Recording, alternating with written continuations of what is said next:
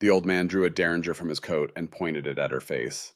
"Step down off that porch," he said calmly. "We are going home." Three things happened at once. The middle brother stepped between her and the gun. The youngest brother fired from the hip. And the eldest brother, the one she had married not 12 minutes ago, stood beside her and did not move at all. She came west with $2 in a letter. She did not know that by noon, three identical mountain men would bleed for her on the porch of a fortress she had not yet learned to call home. This is her story. Stay with me. The mud in Iron Creek was thick enough to swallow a boot hole and mean enough to keep it.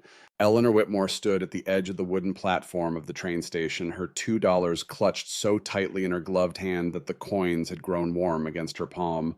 The train that had carried her across half a continent was already wheezing back to life behind her, its whistle a thin and lonesome sound that seemed to mock the vast emptiness ahead. She had imagined this moment for 43 days, ever since she had pressed her wax seal onto a letter she could not unsend. She had imagined a man waiting for her with a wagon and a coat draped over his arm. She had imagined a town with a steeple and a butcher and a woman who might offer her bread and a kind word. Iron Creek had a steeple, it had a butcher, but the woman who came toward her now was not the kind sort. Eleanor was 24 years old and had not eaten in 2 days. Her honey-colored hair had escaped its modest pins during the long hours on the train, and now soft tendrils framed a face gone pale from the altitude. Her cornflower blue eyes, the eyes her late father had said held the whole color of a Boston summer sky, scanned the muddy street for any sign of the man whose letter she carried folded against her heart. She wore a navy blue traveling dress, fitted but tasteful with delicate lace at the cuffs and a small cameo brooch at her throat. The dress was the last thing of value her Aunt Margaret had not yet sold. Eleanor had stitched the cameo into the lining herself the night before she fled because she knew her aunt would search her trunk for it.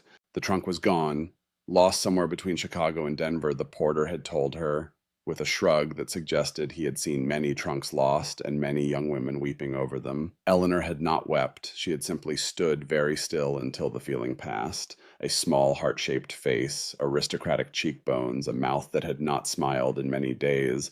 The mountains rose around the town like the walls of a fortress, snow already crowning their highest peaks, though it was only the middle of October. Eleanor had read about the Rocky Mountains in a geography book at the Parlor Library in Boston. The book had used words like majestic and sublime. The book had not mentioned the way the wind here could cut through wool like a knife. The book had not mentioned the smell of coal smoke and horse manure and something wilder underneath, something that whispered of distances no civilized woman should have to cross. A handful of townspeople had gathered on the boardwalk. They were watching her. Eleanor recognized the kind of watching it was. She had been watched that way at her Aunt Margaret's parlor, too, the day Mr. Cornelius Pemberton had come to inspect her the way a buyer inspects a horse he intends to break. Before we go on, my friends, if you are new here, please take a moment to subscribe to the channel. I share new frontier stories every week, stories of love forged in hard country and lives rebuilt by the slow grace of time. And tell me in the comments below, where in the world are you listening from tonight? I read every one. Now back to the snow and the mud and the woman with $2.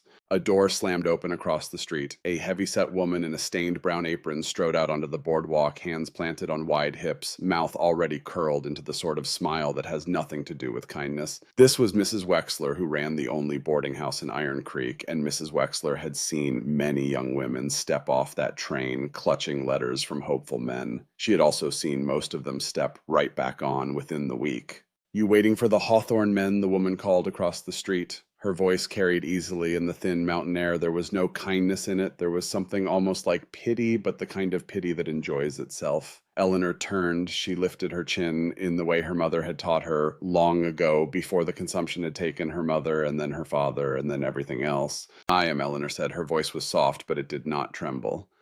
"I am Mrs. Eleanor Whitmore. My letter was answered by a Mr. S. Hawthorne. I was told he would meet me here." A few of the men on the boardwalk laughed. It was a low, ugly laugh the kind men make when they believe a woman cannot understand the joke. Mrs. Wexler crossed the street, her boots making wet, sucking sounds in the mud. She stopped a few feet from Eleanor and looked her up and down, taking in the dress, the cameo, the soft, pale hands that had clearly never split kindling. "Mrs. Whitmore," the woman said, drawing the name out like she was tasting something sour. "You are the third one this year." Eleanor felt her heart slow, then quicken. The third one. The third one, Mrs. Wexler repeated. The first one was a widow from St. Louis. She lasted 6 hours in the wagon, asked to be turned around before they reached the timber.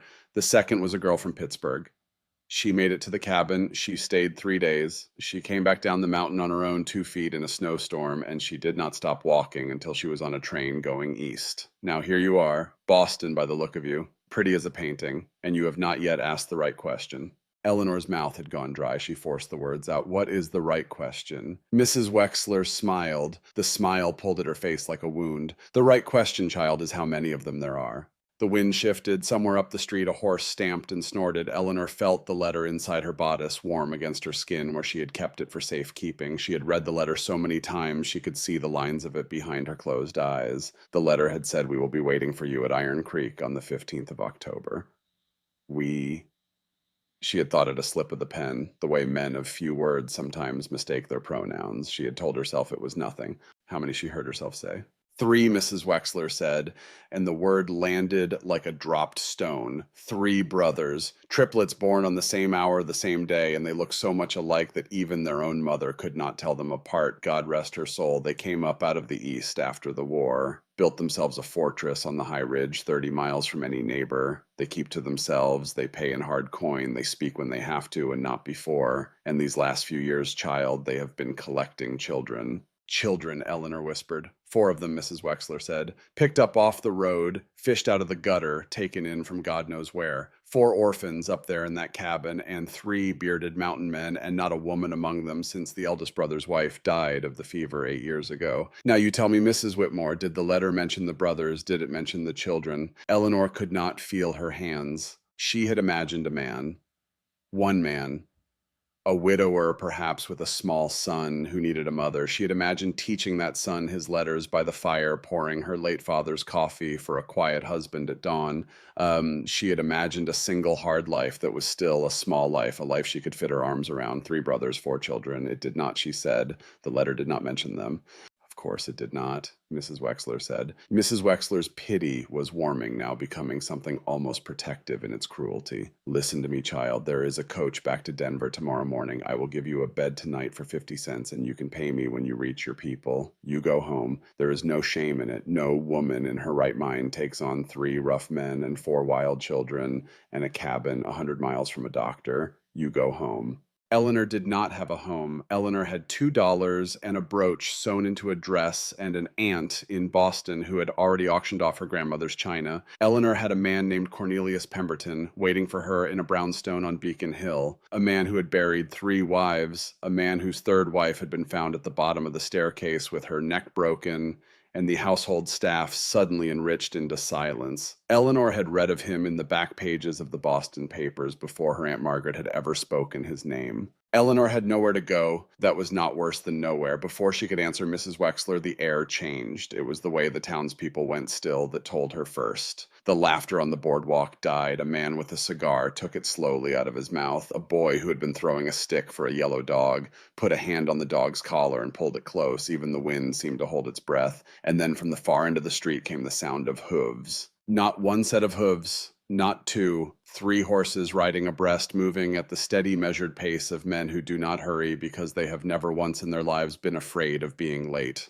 The sound carried up the muddy street like a slow drum beat, and as it came closer, Eleanor saw the townspeople step back from the edge of the boardwalk, drawing their children behind them. Mrs. Wexler herself took a half step away from Eleanor, as if proximity to the new arrivals might soil her. 3 riders, 3 black hats, 3 coats of dark bison hide that hung past their boots, 3 rifles slung across 3 broad backs. They came out of the gray light of the afternoon like figures cut from the same piece of stone, and as they drew nearer, Eleanor understood in a way that no description could have prepared her for that. Mrs. Wexler had spoken plainly. They were the same height, 6 feet and 4 inches if they were a span, the same broad shoulders worked into shape by years of labor and cold, the same dark hair under the same wide-brimmed hats, the same hard set of the jaw, the same weathered tan, the same long, strong hands resting on the same kind of leather rein.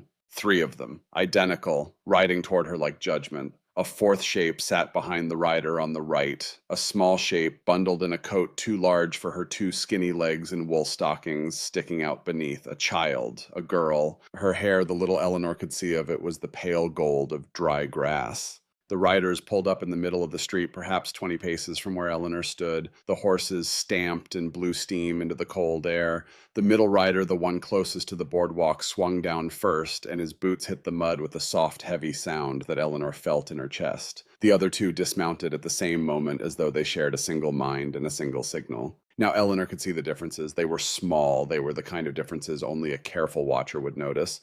The middle brother, the one who had dismounted first, had a long, pale scar running down his left cheek from the corner of his eye to the line of his beard. The brother to his right had a rope of old burn scar wrapped around his right forearm, where his sleeve had been pushed back to reveal it, the skin shining and tight. The brother to his left had no visible scars, only a small dark mole high on his cheekbone just below his right eye, like a punctuation mark on an otherwise unmarked page. The middle brother, the scar, he was the one who looked at her. His eyes, Eleanor saw, were the color of strong honey held up to a lamp. They were not unkind. They were not kind either. They were the eyes of a man who had been awake for a very long time and had stopped being surprised by anything the world might do to him. He took her in with one slow look from the muddy hem of her travel dress to the loose tendrils of hair around her face, and Eleanor felt herself flush despite the cold. Then the small shape behind the third rider moved. The child swung down, slid off the side of the horse with the easy, practiced motion of a child who had been riding since before she could walk, and landed in the mud with a delighted little splash. She was perhaps 7 years old. She had a heart-shaped face smudged with what might have been jam and what might have been dirt. She had two front teeth that were a touch too big for her smile, and two cornflower blue eyes that were, Eleanor noticed, with a small lurch in her chest, almost the same color as her own. The girl looked at Eleanor, the girl looked at Mrs. Wexler, the girl looked at the men of the town who were watching all of this and saying nothing, and the girl planted her small fists on her hips and shouted in a voice fit for a parade ground, "Do not say it!" Mrs. Wexler had opened her mouth. She closed it. The girl marched across the mud, pulled up short of Eleanor by perhaps 3 feet, and tilted her head all the way back to look up at her. "You are the lady from Boston," the girl announced. Eleanor's voice came out smaller than she meant it to. "I am. I am Adelaide," the girl said with the dignity of a small queen. "Addie, mostly. I am 7. Uncle Silas wrote the letter, but I helped him with the spelling because he gets the I before E rule wrong." Behind the girl, the middle brother, the one with the scar, made a sound that might have been a sigh or might have been the first half of a laugh that he had not let himself finish. I told them Adelaide went on her cornflower eyes fierce now that all the ladies in town said no woman would come for 3 men with 4 babies, and I told them that was a stupid thing for ladies to say because someone would come if they only asked nice enough, and Uncle Silas said the letter was nice, and Uncle Cassius said the letter was too short, and Uncle Ezekiel said it did not matter what the letter said because no one was coming anyway. And I said, she drew herself up. I said someone would come, and she came, so you can all stop saying it now. Ooh. The girl turned and pointed an accusing finger at Mrs. Wexler. "Especially you." Mrs. Wexler made a flustered noise. The men on the boardwalk did not laugh this time. One of them, an older man with a tin star on his vest, stepped down into the mud. He removed his hat in a way that was meant to be polite and was in fact the first courtesy Eleanor had been shown in Iron Creek. "Mrs. Whitmore," the man said, "Sheriff Hollister at your service. Now, I do not mean to interfere in a private matter, but I have been sheriff of this town 12 years, and I have seen enough mail order arrangements gone bad to feel it is my Christian duty to say a word. The Hawthorne brothers are honest men. I will swear to that in any court. But what they are asking of a young woman is not a usual thing. 3 men, 4 children, a ridge so high the snow does not melt off it until June. Boston is a long way to come to find out you do not want to stay." Behind the sheriff, a woman in a stiff gray dress and a pinched gray face had emerged from the offices of what appeared to be the church. Mrs. Pickering. Eleanor could read the name later on a wooden sign. For now, Eleanor only saw the way the woman's mouth worked itself into a shape of moral concern. "It is not decent," Mrs. Pickering said. 3 men and 1 woman in 1 cabin. It is not decent, and it is not Christian, and the welfare society of this county will not stand for it. Those children should be in a proper home with a proper married couple, not on some mountain with 3 bachelors and a stranger. Eleanor felt the world begin to narrow. Her $2, her stolen brooch, her empty stomach. The faces of the townspeople who were not cruel, exactly, only certain that no woman would stay, certain that this was already over, certain that in the morning Eleanor would board the coach back to Denver, and from there back to Boston, and from there into the house of Cornelius Pemberton, and they would all forget her by the spring thaw. She had imagined a man with a wagon. She had imagined a quiet, small life. She had not imagined three identical men standing in a row in the mud, and a child with her own blue eyes shouting at the sky, in a town that had already counted her as the third failure of the year. The middle brother, the one with the scar, stepped forward. He moved like a man who knew exactly how much room he took up in the world. He stopped a respectful distance from Eleanor, 2 arm lengths, and he did not loom. He did something more difficult than that. He made himself small in the only way a man of his size could make himself small. He took off his hat. He held it in both hands in front of him the way a man holds a hat in church or at a funeral. His hair beneath was dark and a little too long, and there was gray in it at the temples. Though he could not have been 40, his honey-colored eyes met hers and stayed there. Mrs. Whitmore, he said, his voice, Lord above his voice, it was low and it was quiet and it had the weight of stone in cold water. Eleanor would remember that voice all her life, and on the day she died in a feather bed surrounded by grandchildren, she would remember that this was the first thing he ever said to her. Mrs. Whitmore, my name is Silas Hawthorne. The man on my right is my brother Cassius. The man on my left is my brother Ezekiel. We are the three of us 38 years old. We are the three of us in good health. We have a good cabin and a good barn and good water and meat in the smokehouse for the winter. We have 4 children ages 15, 7, 4, and 10 months. The eldest we found ourselves. The others were brought to us by people who could not keep them. They are not our blood, but they are our family. He paused. He glanced at his brothers. Cassius gave a small short nod. Ezekiel did the same. 3 identical men, 3 identical nods. It looked, Eleanor thought, like a single man reflected in 3 mirrors. Silas turned back to her. I will not lie to you in front of God and these people. The letter was short. The letter did not say that there were 3 of us. That was my fault. I did not know how to write it in a way that would not frighten a stranger. My brothers and I share a home and a life. We share the work and the children, but only one man would be your husband, and if you stay, that man would be me. My brothers will live in their own quarters. They will treat you as a sister and nothing more. There will be no impropriety. You have my word, and the word of a Hawthorne is not given lightly. Mrs. Pickering made a small, disapproving sound. Sheriff Hollister did not. Silas went on. He spoke to her as though they were the only 2 people in the muddy street, as though the townspeople and his brothers and the small, fierce girl were all only weather, and Eleanor was the one steady thing. I will not ask you to decide this minute. The cabin is 30 miles up. The light is going. There is snow tonight. My brothers and I have business in town, supplies to load, a letter to send to a man in Denver. That will take the better part of an hour. Mrs. Wexler will give you tea and a place to sit. When we are loaded, we will come for you. If by then you have decided that you do not wish to come up the mountain, you will say so, and that is the end of it. I will pay your board at Mrs. Wexler's tonight, and I will pay your fare back to Boston in the morning, and there will be no debt between us. You may keep the dress. You may keep your dignity. You will not owe me a thing. He paused. The wind moved through the pines beyond the town and made a sound like a long, slow breath. But Silas said, and the word fell quiet between them, if you do come up the mountain, Mrs. Whitmore, I would ask one thing. I would ask that you give us the winter. Not your hand. Not yet. Only the winter. Cook in our kitchen. Sleep in your own room. Watch us with the children. Watch us with each other. By spring, if you wish to leave, I will pay your fare to anywhere on this continent. And if you wish to stay, he stopped. His voice almost steadied. Almost. If you wish to stay, then in the spring before God and a proper minister, I will marry you, and not before. Eleanor heard nothing for a moment but the blood in her own ears. A winter.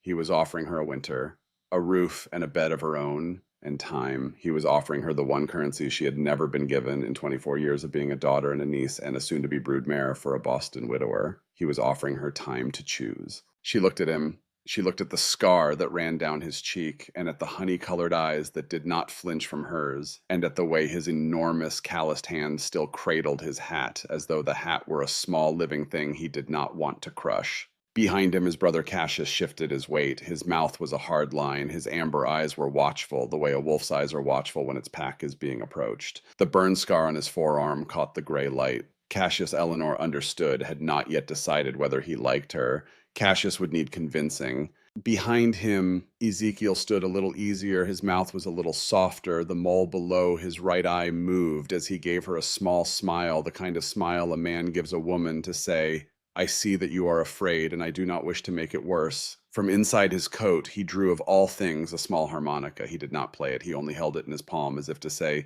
we have music in our house, even up there, even in winter. And behind them, the small, fierce girl with the cornflower eyes had hold of the hem of Eleanor's traveling dress. She was tugging it, tugging hard. You are coming, the girl said, not as a question. Eleanor looked down at her.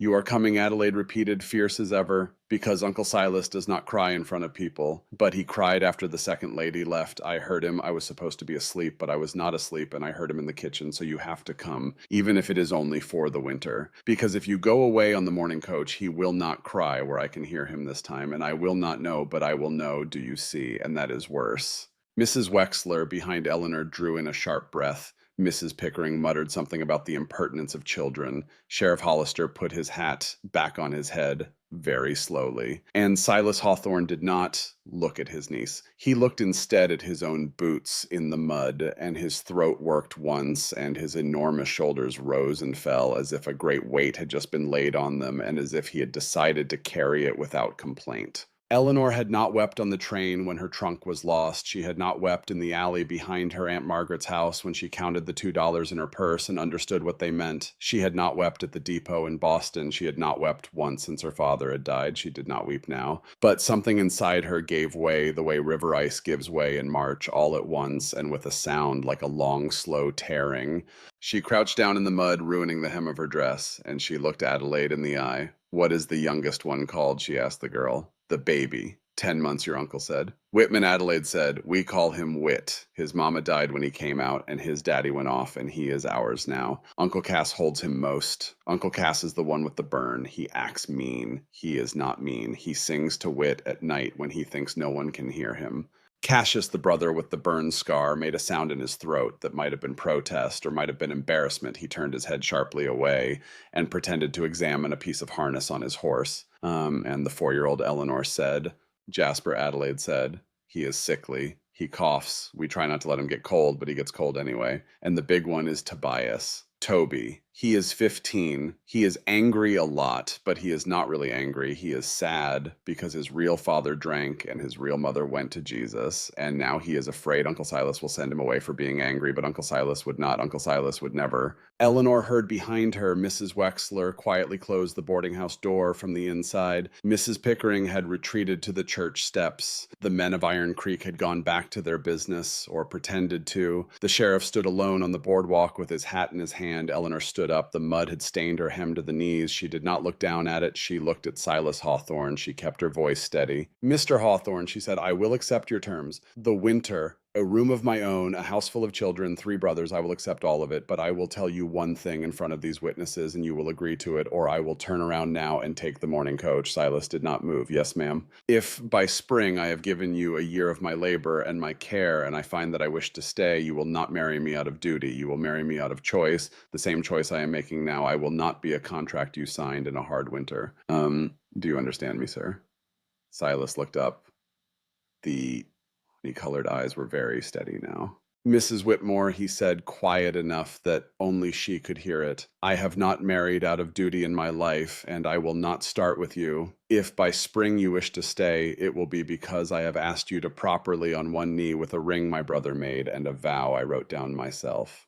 And not before. Eleanor felt her hand shake just once, and she stilled it. Then I will come, she said. The wind shifted. The first flakes of snow, fine as ash, began to drift down through the gray sky.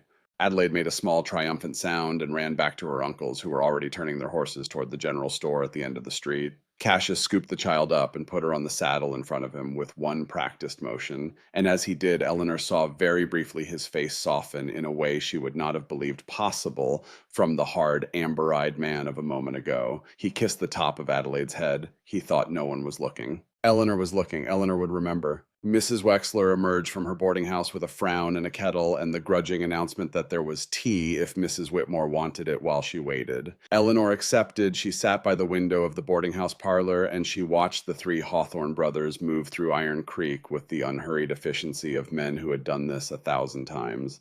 She watched Silas pay the storekeeper in hard coin, counted out one piece at a time. She watched Cassius load sacks of flour and sugar and salt into the wagon bed, and she watched the muscles in his shoulders work under his coat. And she understood in a quiet way that men of this size and this skill did not exist in Boston. Boston bred a different kind of man. Boston bred Cornelius Pemberton. She watched Ezekiel, the quiet one, walk into the small post office with an envelope in his hand. She watched him pause at the door, glance once toward the boarding house window, and lift his hat to her in a small and graceful gesture before going inside. The mole below his right eye creased with a small and not quite shy smile. She watched Adelaide hold the reins of all three horses with the gravity of a small general while the men loaded the wagon. And she watched the snow begin in earnest now, fat, slow flakes falling on Iron Creek, on the mud, on the wagons, on the broad shoulders of the Hawthorne brothers, on her own hand pressed against the cold parlor glass. I will come, she had said. She had not said for how long. She had not said why. She had not said that the alternative was a man in Boston who already had 3 dead wives and was looking for a 4th. She had only said, I will come. And as she watched, she did not know, could not yet know that in Boston, Massachusetts, in a small Western Union office at the back of a grocer's shop, a clerk had 3 days earlier received a telegram from a private inquiry agent in Denver, and that the telegram had borne 3 short lines: subject located, Iron Creek, Colorado territory, awaiting instructions. She did not know that a man named Cornelius Pemberton had, on receipt of the telegram, turned to his manservant and said in a voice that had buried 3 women without breaking, "Prepare my trunk. We leave Friday for the West. The girl is mine, and I will have her back in this life or the next." But Eleanor had survived Boston. Eleanor would survive Iron Creek. Eleanor was about to climb a mountain. Outside the window, Silas Hawthorne finished loading the wagon. He glanced up at the boarding house. His honey eyes found hers through the glass. He did not smile. He only gave her a small nod, a single dip of his hat, the way a man gives a signal to another man across a crowded yard. "Ready," the nod said. "When you are." Eleanor set down her teacup. She rose. She straightened her ruined skirt. Mrs. Wexler stood in the parlor doorway with her arms folded and her mouth tight. "You sure about this, child?" the older woman asked one last time. "No," Eleanor said. "No, I am not sure of any of it, but I have been sure of the wrong things my whole life, Mrs. Wexler, and they have brought me here, so I think I will try being unsure for a while and see where that takes me." She walked out into the snow. Cassius held the reins of the lead team. His hard mouth set, his eyes already scanning the road up the mountain for trouble. Ezekiel sat on the wagon's tailboard harmonica, back in his pocket, now ready to drop down at the first sign of a stuck wheel. Adelaide had been bundled into a nest of furs in the wagon bed and was already half asleep with her thumb in her mouth, dignity entirely abandoned the moment no one was looking. Silas stood by the wagon's high seat. He did not offer her a hand up. Eleanor understood somehow that this was respect rather than rudeness. She gathered her skirt, she put her foot on the iron step, she climbed up and settled herself on the bench next to him, and the cold of the wood went through her dress like a knife. Silas reached behind the seat. He drew out a heavy bison robe, the fur thick and dark and smelling of cedar smoke and old summers. He laid it across her lap without a word and tucked it around her ankles with hands that should have been clumsy at such a small task, and were not. "Mrs. Whitmore," he said quietly one last time, "there is still time to climb back down." "There is not," Eleanor said, and she meant it in more ways than he could yet know. Silas Hawthorne nodded once. He clucked his tongue. The 4 big draft horses leaned into their harness, and the wagon creaked, and Iron Creek began very slowly to move past them and away. The snow thickened. The pines closed in on either side of the wagon road. The town fell behind, its lamps lit early against the gathering dark, and ahead of them the road climbed and climbed and climbed.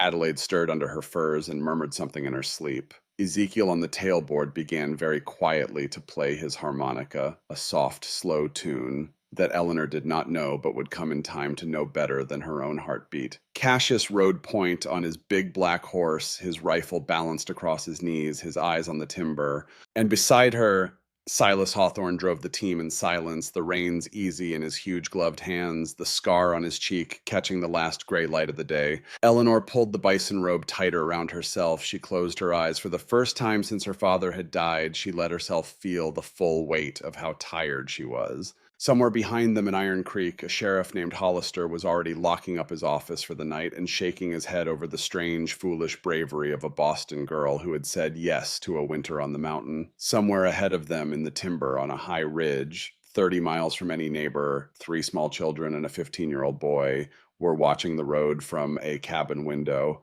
waiting to see whether their uncles would come home alone again or whether this third time, the lady from Boston would actually come. Eleanor opened her eyes. The snow was falling harder now. The world was going white. Beside her, the man with the scar held the reins of 4 big horses and the lives of 7 people, and he did not look at her, and he did not need to. She thought very clearly, I have nowhere to go but up. And she thought more quietly, but no less clearly, I am not afraid.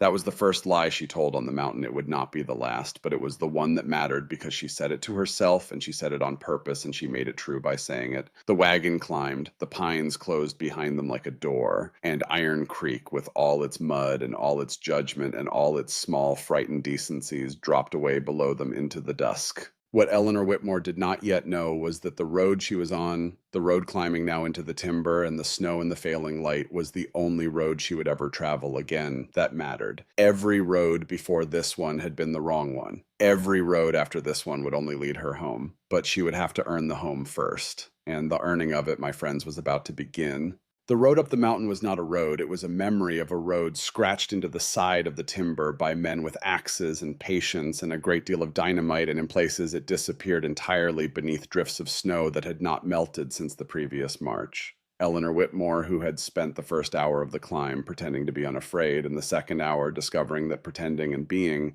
were not in fact the same thing, found herself leaning by the third hour into the warm, solid bulk of Silas Hawthorne's left shoulder because there was nowhere else to lean and because the wagon bench was tilting in ways a wagon bench should not.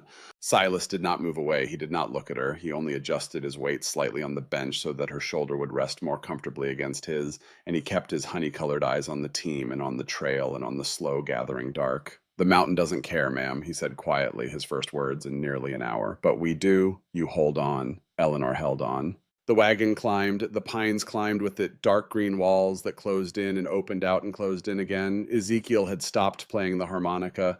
Cassius rode point a black silhouette against the white road ahead, his rifle still balanced across his knees, his head turning from side to side with the steady, measured watchfulness of a man who had learned in some war or some other hard place that the moment you stop watching is the moment the world remembers you.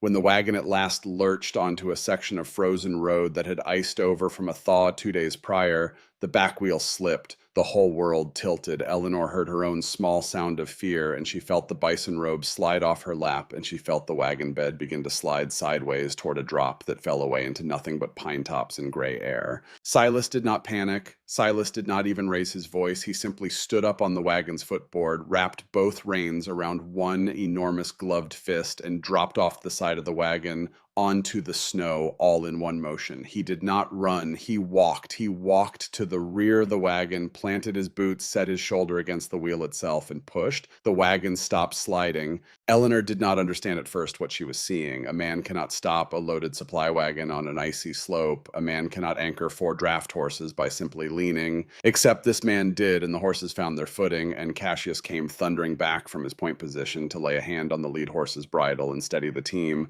and Ezekiel slid down off the tailboard with the soft, confident motion of a man who had done this exact thing on this exact stretch of road many times. Walk on, Silas said to the team, walk on. And the horses walked. When the wagon was on safe ground again, Silas climbed back up onto the bench beside her. He was breathing a little harder. There was sweat on his temples despite the cold. He took the reins from where he had tied them and did not look at her, and when he spoke, his voice was conversational as if nothing at all had happened. The boy in the back, he said, Toby, he thinks he should have come down with us instead of stayed home with the little ones. I told him no. He's 15. He's got a 15-year-old's pride. He'll be sour about it for 2 days. You'll meet him sour. Don't take it personal. I won't, Eleanor said. Her voice was thin. I had a 15-year-old's pride once, Mr. Hawthorne. That's so. He glanced at her just once. What were you sour about? My mother dying, Eleanor said. Silas was quiet for a long moment. Toby sour about the same thing he said, just so you know. The wagon climbed, the light went out of the sky in stages the way a fire goes out, a banking down to embers and then to ash. By the time they reached the high meadow where the trail leveled out and the timber thinned, full dark had come and the snow had stopped and the moon, a thin, cold paring of white, hung above the eastern peaks. And there in the moonlight, Eleanor saw Hawthorne Ridge for the first time. It was not a cabin. The word cabin was insufficient. It was a fortress of squared timber, 2 stories at the main hall and 1 story at the wings, with a covered breezeway connecting 3 smaller dwellings to the central hall, with a barn and a forge and a smokehouse and a chicken coop and a root cellar set into the hillside behind. Smoke rose from 3 chimneys in slow gray columns. Lamplight spilled from a half-dozen windows in warm gold rectangles. Somewhere a dog began to bark and then stopped on a sharp word from inside.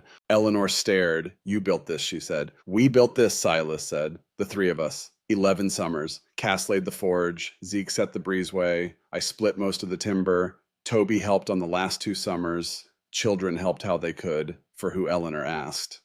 Silas glanced at her, and for the first time since Iron Creek, she saw something in his face that was not careful and was not Wade. It was bewildered almost, as if she had asked him a question whose answer he had never spoken aloud. "For a family," he said. "Mr. Hawthorne," Eleanor said softly, "you did not yet have a family when you started this. 11 summers ago, you were still grieving the one you lost." Silas drove on for a long moment in silence.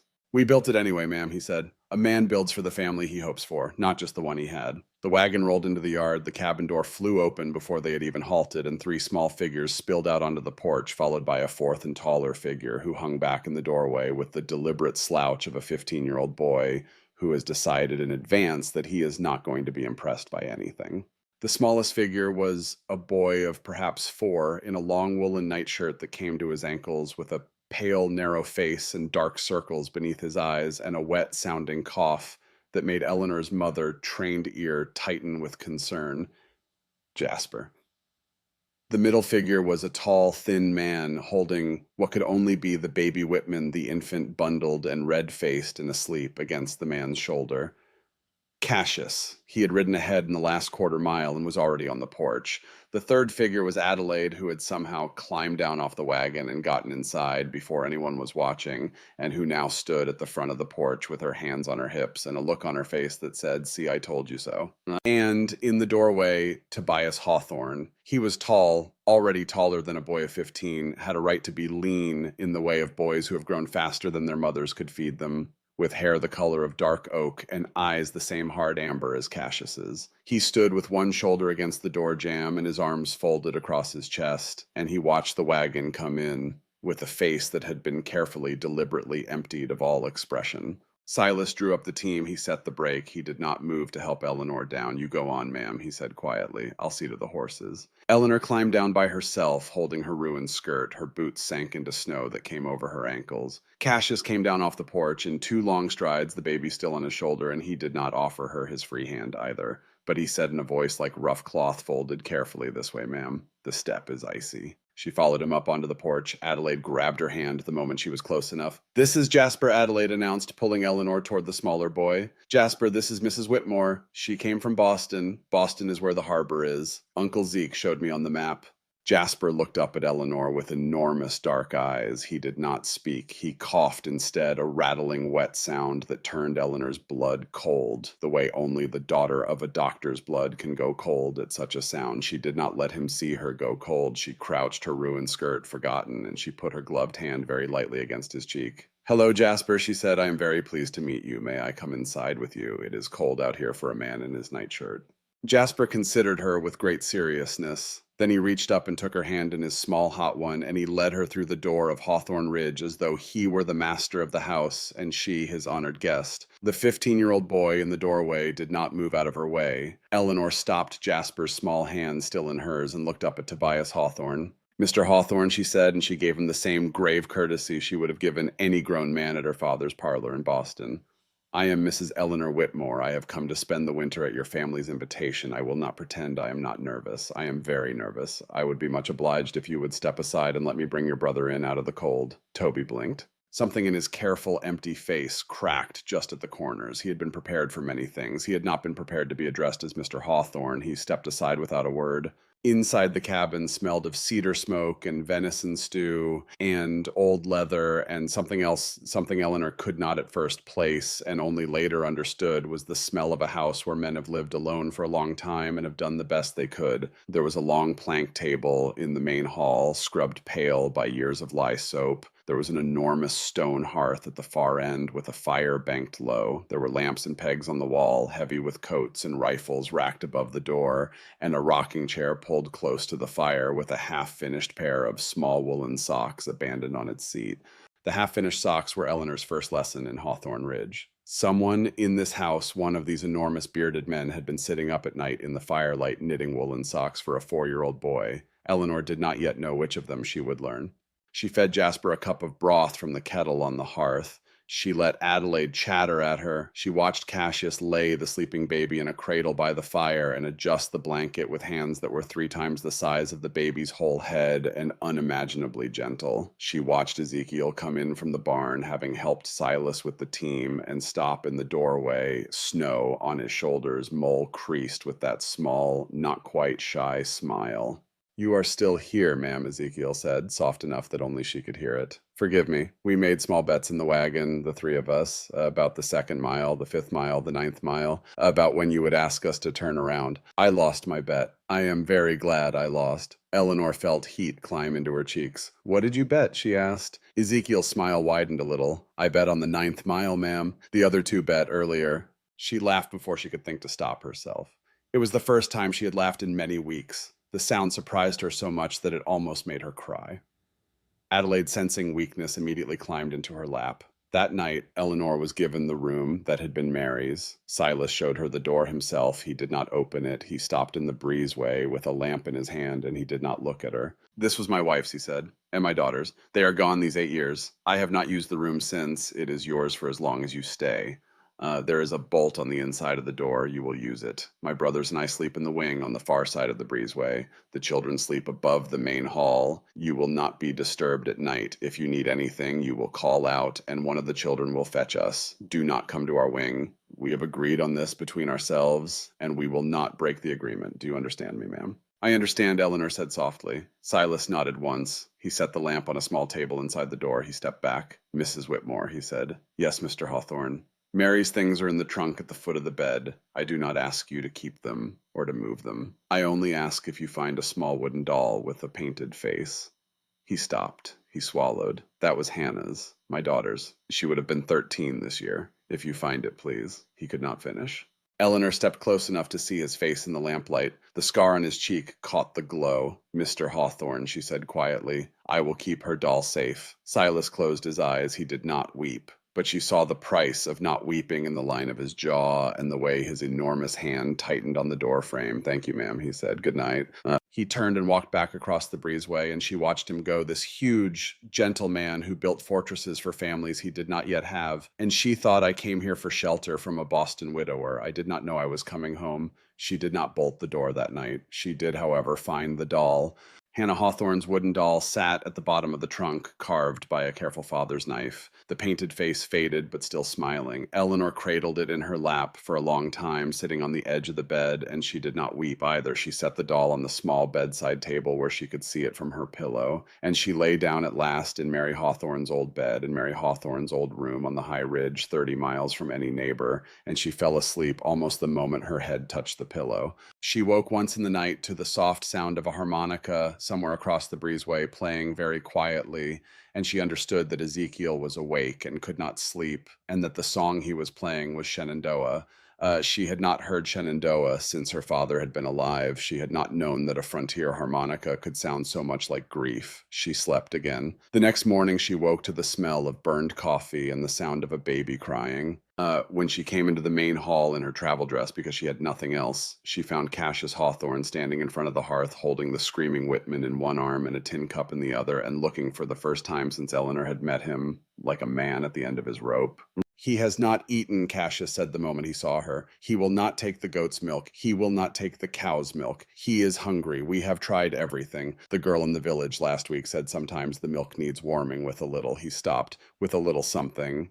but she would not say what. She was a young girl. She blushed. Eleanor crossed the room. She held out her arms. "May I?" she said. Cassius hesitated only a moment, then he gave her the baby. She had not held a baby in 2 years, not since her cousin's child in Boston, but the body remembered. She tucked Whitman against her shoulder, hummed once low in her throat, and walked him slowly toward the kitchen end of the hall. She looked at the tin cup of cold milk. She looked at the kettle on the fire. She looked at the small earthenware crock on the shelf that had to be honey. "Mr. Hawthorne," she said, "the girl in the village was right. It needs warming, and a half spoon of honey and a pinch of salt. Babies who cannot keep cold milk down can sometimes keep warm milk down. My father was a doctor. He wrote on the matter. Will you let me try?" Cassius did not speak. He simply nodded. She warmed the milk, she added the honey, she added the salt, she tested it on her own wrist the way her father had taught her, and she sat down in the rocking chair by the hearth, and she fed the baby Whitman from a clean cloth dipped in the warmed milk because there was no proper bottle in the house. He took it. He took the second dipping, he took the third. By the fourth, he had stopped crying. By the sixth, he had fallen asleep against her shoulder with milk on his small chin and his small hand wrapped very tightly in the lace at her cuff. When she looked up, all three Hawthorne brothers were standing in the hall watching her. Silas had come in from the barn. Cassius had not moved. Ezekiel had appeared in the breezeway doorway. They stood in a line, three identical tall men with three different scars, and they looked at her and at the sleeping infant against her shoulder, and not one of them said a word. Eleanor said very quietly, "Do not stand there gawping at me, gentlemen. Your bread will burn." They moved. That was Eleanor's first morning at Hawthorne Ridge. By that evening, she had also baked cornbread, mended a torn pocket on Jasper's nightshirt, brushed and braided Adelaide's hair into two neat plaits, rebuilt the kitchen fire so that it would draw properly, and taught Toby with great patience, and without once raising her voice, the correct way to pour boiling water onto coffee grounds so that the result was coffee and not the bitter black sludge the Hawthorne brothers had apparently been drinking for 11 years. The first night, Silas had said no obligation. By the end of the third day, every soul in that cabin understood that an obligation had begun anyway on its own without anyone's permission, the way a fire begins from a banked ember when no one is watching. The days began to take a shape. Eleanor rose early before the men to start the fire and the bread and the porridge. Cassius, who slept lightest, rose next and would stand silently at the kitchen end of the hall for several minutes with the baby on his shoulder, watching her work before bringing her water from the well or wood from the stack. He did not speak much. He nodded a great deal. Eleanor learned that this was Cassius's way. He showed care by being where care was needed exactly when it was needed and not a moment before. Ezekiel rose later, smiling with stories about whatever the morning weather was doing on the high ridge. He played his harmonica softly while she kneaded dough. He taught her on the third day the difference between the call you used for the milk cow and the call you used for the goats. Mix them up, Mrs. Whitmore, and the goats come for milking and the cow for chasing, and neither situation will end well for anyone. Silas rose, first of all the men before even Eleanor, because Silas was already gone by the time she came into the main hall. He hunted at first light and was back by mid-morning with whatever the mountain had given him. A brace of grouse one day, a young deer the next. Silas spoke perhaps 30 words to Eleanor in the first 10 days, and every single one of them mattered. He taught her in a single quiet 5-minute lesson out behind the smokehouse how to read the difference between a deer track and a wolf track in fresh snow. "Wolf track, Mrs. Whitmore, you come inside the cabin and you do not argue with me about it. Promise me that. I promise, Mr. Hawthorne." Tobias remained sour for 2 days, exactly as Silas had predicted. On the third day, Eleanor handed him a steaming cup of properly made coffee without comment, and he drank it, and he looked at her over the rim of the cup, and he said, "All right, ma'am, all right." It was the closest thing to a welcome a 15-year-old boy could give. Eleanor accepted it with a small, grave nod. By the end of the first week, she had learned the shape of all 4 children. Adelaide, who was small and fierce and read better than most grown men in Iron Creek, and who had appointed herself Eleanor's second in command. Jasper, who coughed in the night and clung to Eleanor's skirt in the day, and seemed slowly to be unfolding from a frightened small thing into a child who would smile if you smiled at him first. Whitman, who had taken to her so completely that Cassius now carried him to her every morning the way one delivers a parcel to its rightful owner. And Tobias, who was sour and proud and clever and very, very afraid, though he would have rather died than admit it.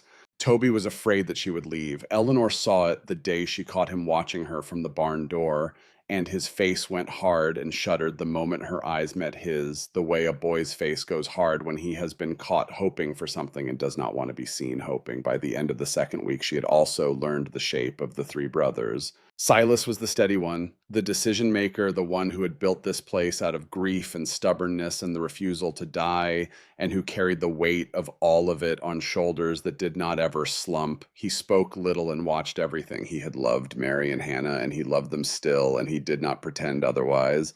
Cassius was the wild one, the one with the burn scar wrapped around his forearm, which Eleanor learned on the 10th day had been earned during the war when a Confederate shell had set fire to a field hospital, and Cassius had carried 6 wounded men out before someone had noticed his sleeve was burning. Cassius was the middle of them by perhaps 20 minutes, the brothers all swore, and Cassius was the one who had never married, never courted, never let any woman closer than the length of a barn. Cassius, Eleanor saw, was the one who held Whitman every night by the fire and sang to him very quietly when he believed everyone was asleep, and Cassius was the one who would in the end be the hardest to convince that she was real. Ezekiel was the quiet one, the musician, the one whose fiancé had died on a stagecoach robbery 7 years earlier and who had not since then looked at any other woman the way a man looks. Ezekiel was the gentlest with Jasper, who needed gentleness most. Ezekiel was the one who on the 12th night found Eleanor weeping silently at the kitchen window after she had fed Whitman and who did not ask her why. He simply pressed a clean handkerchief into her hand and stood with her in the dark for a few minutes and then went back to bed.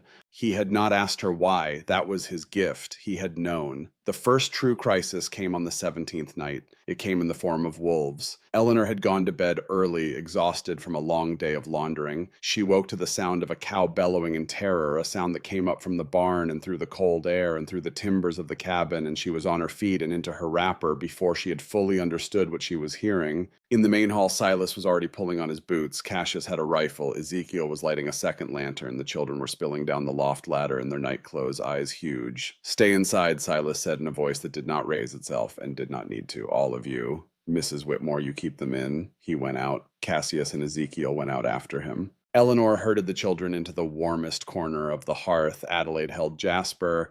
Tobias stood at the window with his face pressed to the glass, his fists clenched at his sides, every line of his body, the line of a 15-year-old boy who knew he should be out there with the men and was not. Eleanor laid her hand very gently on the back of his neck. "Toby," she said, "they need you in here. Whitman is awake. Whitman is afraid. He knows your voice. Will you go to him?"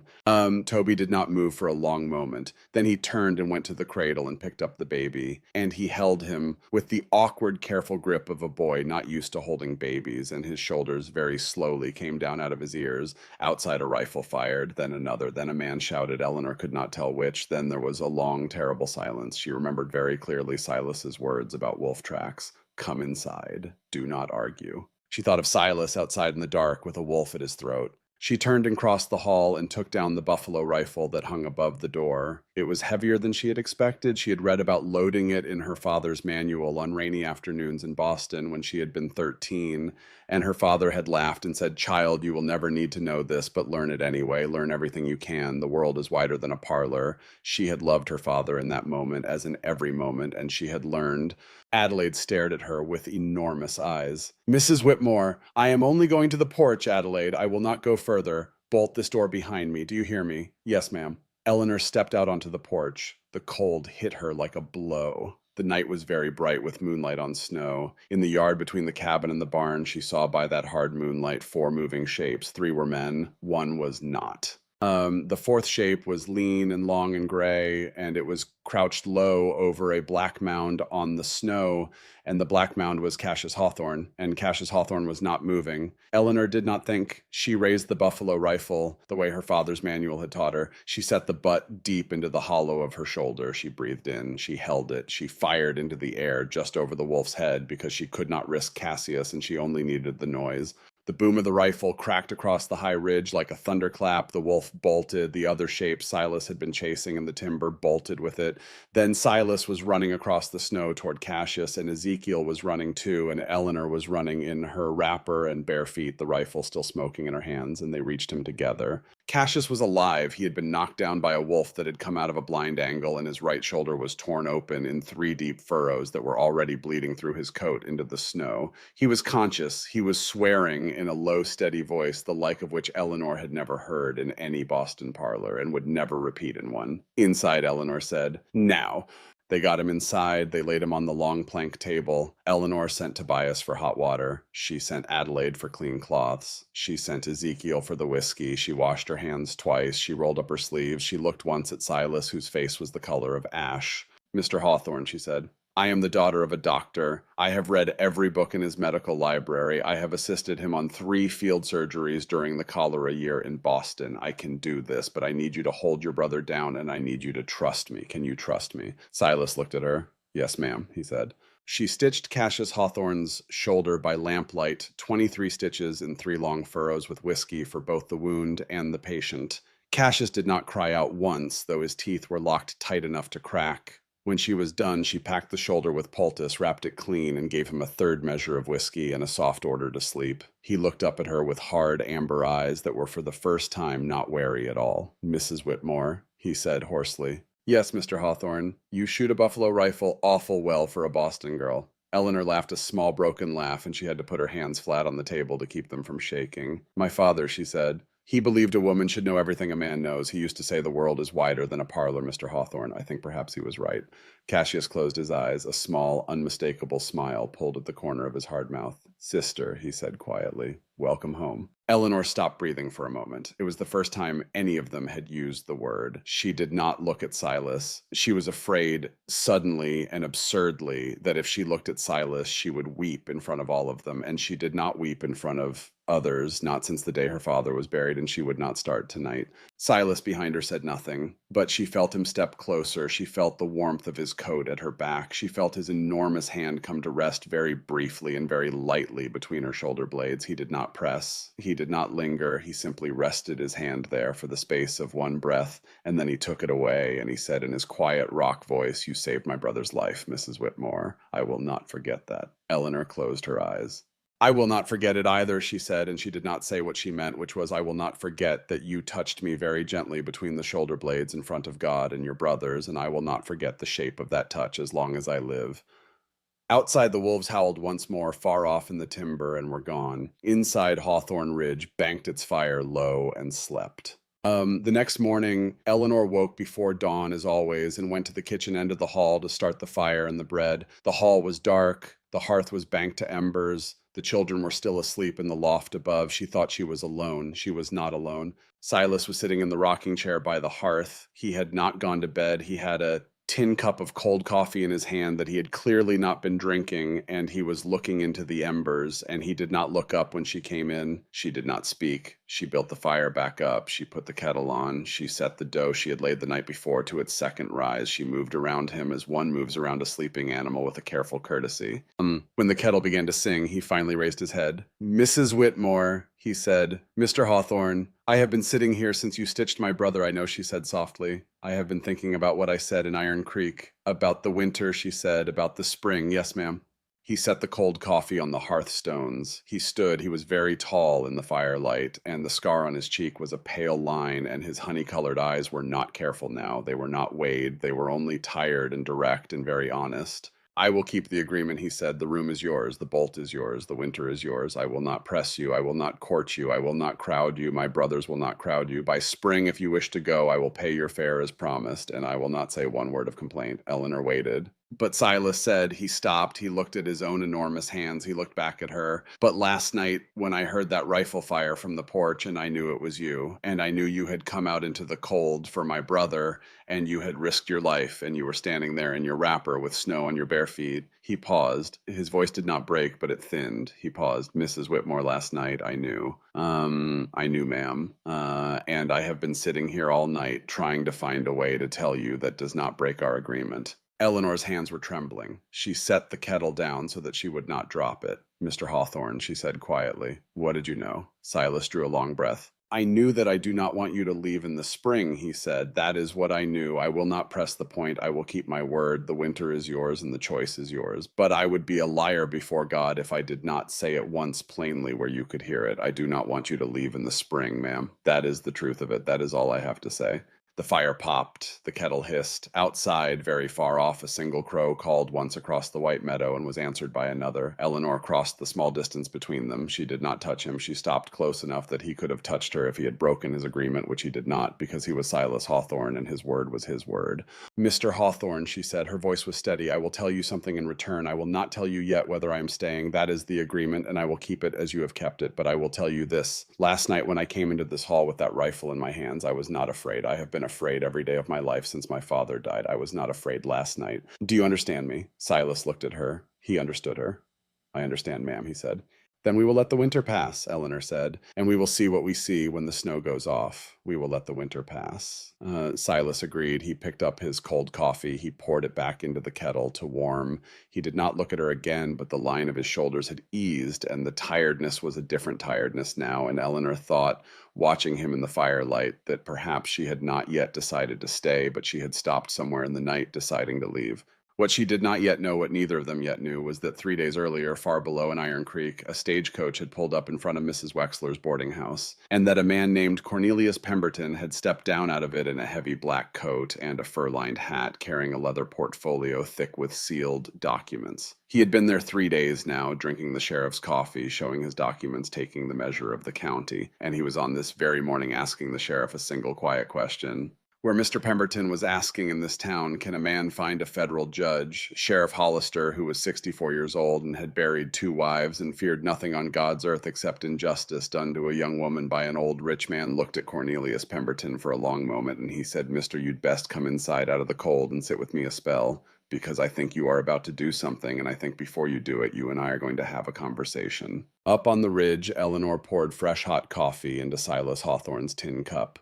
The winter was not in fact theirs to keep undisturbed, but for one more morning in a cabin that smelled of cedar smoke and rising bread and the iron tang of last night's whiskey on a healing wound, the winter was still theirs. And Eleanor Whitmore, who had come up the mountain with $2 in a brooch, and the conviction that she was making the last bad choice of a life full of bad choices, set the coffee in front of the man who had just told her he did not want her to leave, and she said very softly, Mr. Hawthorne, your brother will need broth before noon. I will see to it. Silas looked up at her. Yes, ma'am, he said. Outside, the sun rose at last over Hawthorne Ridge, white and cold and clean, and somewhere in the distance, Sheriff Hollister was already saddling a chestnut mare for a hard ride up a hard mountain, carrying the warning of a man who had come to take her back. But that, my friends, is a fight for tomorrow. The first sign of trouble came in the form of a horse. It was a chestnut mare lathered to a foam despite the cold, and the rider on her back was Sheriff Hollister himself, 64 years old, and not a man who climbed mountains for amusement. He came up the last switchback at a gait somewhere between a trot and a prayer, and when he reached the level of the yard, he half slid, half dismounted, and he did not even bother to tie the mare. He left her standing, breath steaming in great white clouds, and he came up the porch steps 2 at a time. It was the morning of Eleanor's 24th day at Hawthorne Ridge. She had been at the kitchen end of the hall, kneading the day's bread with Whitman in a sling at her hip, the way Cassius had shown her on the day his shoulder began to itch beneath its bandage, which was a sign her father's manual had said that flesh was knitting back to flesh. Cassius was already up and moving slowly, and he had taken to following Eleanor about the cabin during his recovery the way a tall and silent shadow follows a small bright lamp. He was sitting at the long table now, mending a bridle one-handed, and he was the first to hear the horse. He set down the bridle, he stood, he crossed to the window, his amber eyes narrowed. Silas, he said, his voice was quiet, trouble is coming up. Silas was in the dooryard splitting kindling. He came up onto the porch with his axe still in his hand, and he set it carefully against the wall before he opened the door to Sheriff Hollister, because Silas Hawthorne did not ever greet a man with an axe in his hand. If he could help it, the sheriff did not waste words. Silas, he said. Mrs. Whitmore, I rode up here ahead of trouble, and I rode hard. There is a man come up from Boston 3 days ago. He stepped off the coach. He has been drinking my coffee and showing me documents and taking the measure of this county for 3 days. His name is Cornelius Pemberton.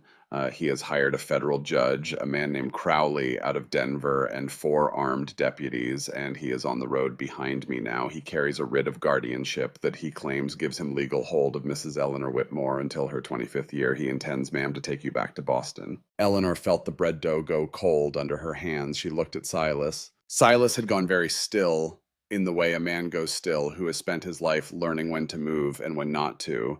He looked at the sheriff, then he looked at Eleanor, then he looked at his brothers. Cassius had come to the kitchen end of the hall, and Ezekiel had come down from the loft where he had been mending a leak in the roof. And the 3 of them stood in a triangle around her, 3 men of one face, and not one of them said a word. Silas spoke first. How far behind you, Sheriff? 3 hours, Hollister said. Maybe less. They moved slow because of the snow on the lower bend, but they were moving when I left. You came up here at risk to yourself, Silas said. I will not forget it. I am 64 years old, Silas. The sheriff's voice was tired. I have buried 2 wives and 3 friends. I have run this county 12 years. I know an old rich man come west to fetch a young woman against her will when I see one. And I have eaten Mrs. Whitmore's bread, sir, and I have seen what kind of woman she is, and I will tell you plainly, I do not work for Cornelius Pemberton. I work for the people of this county, and Mrs. Whitmore, the moment she stepped off that train, became one of mine. So I came up here to tell you what is coming and to tell you what your options are. Silas nodded once. What are they? Hollister blew out a long breath. The writ is real, he said. Crowley is a real federal judge, though he is not an honest one, and Pemberton has paid him in good coin. As long as Mrs. Whitmore is unmarried, the writ has the force of federal law in this territory. I cannot stop them taking her. If you stand in their way, sir, you will be arrested for obstruction of a federal officer, and your brother's with you,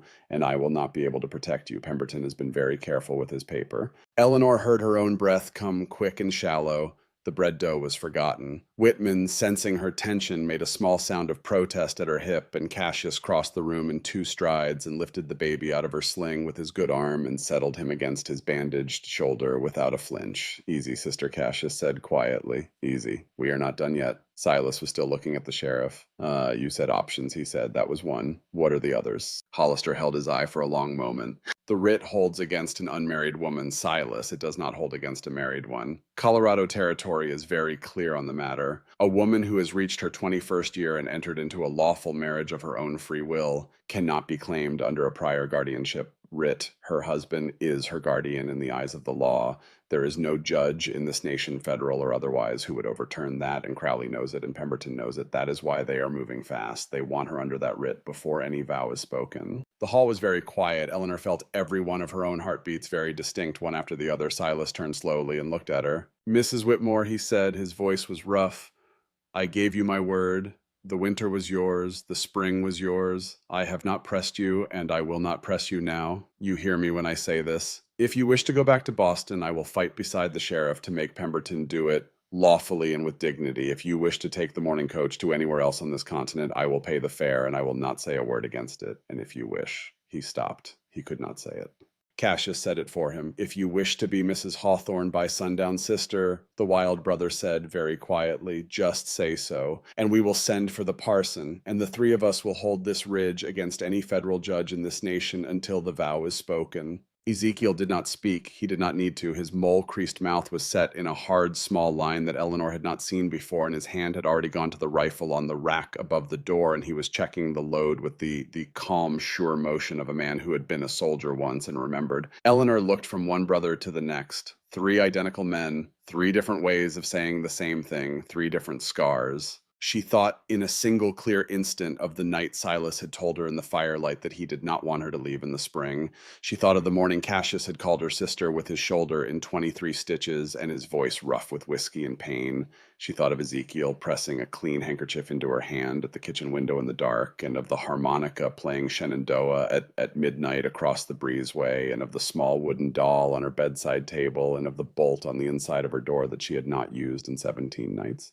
She thought of Cornelius Pemberton and of the 3rd wife he had buried, the one with the broken neck. She set her flour-dusted hands flat on the kitchen table to steady herself. Sheriff Hollister, she said. Her voice was clear. Will you stand witness? Hollister removed his hat. Mrs. Whitmore, he said gravely, it would be the honor of my life. She turned to Silas. Mr. Hawthorne. Yes, ma'am.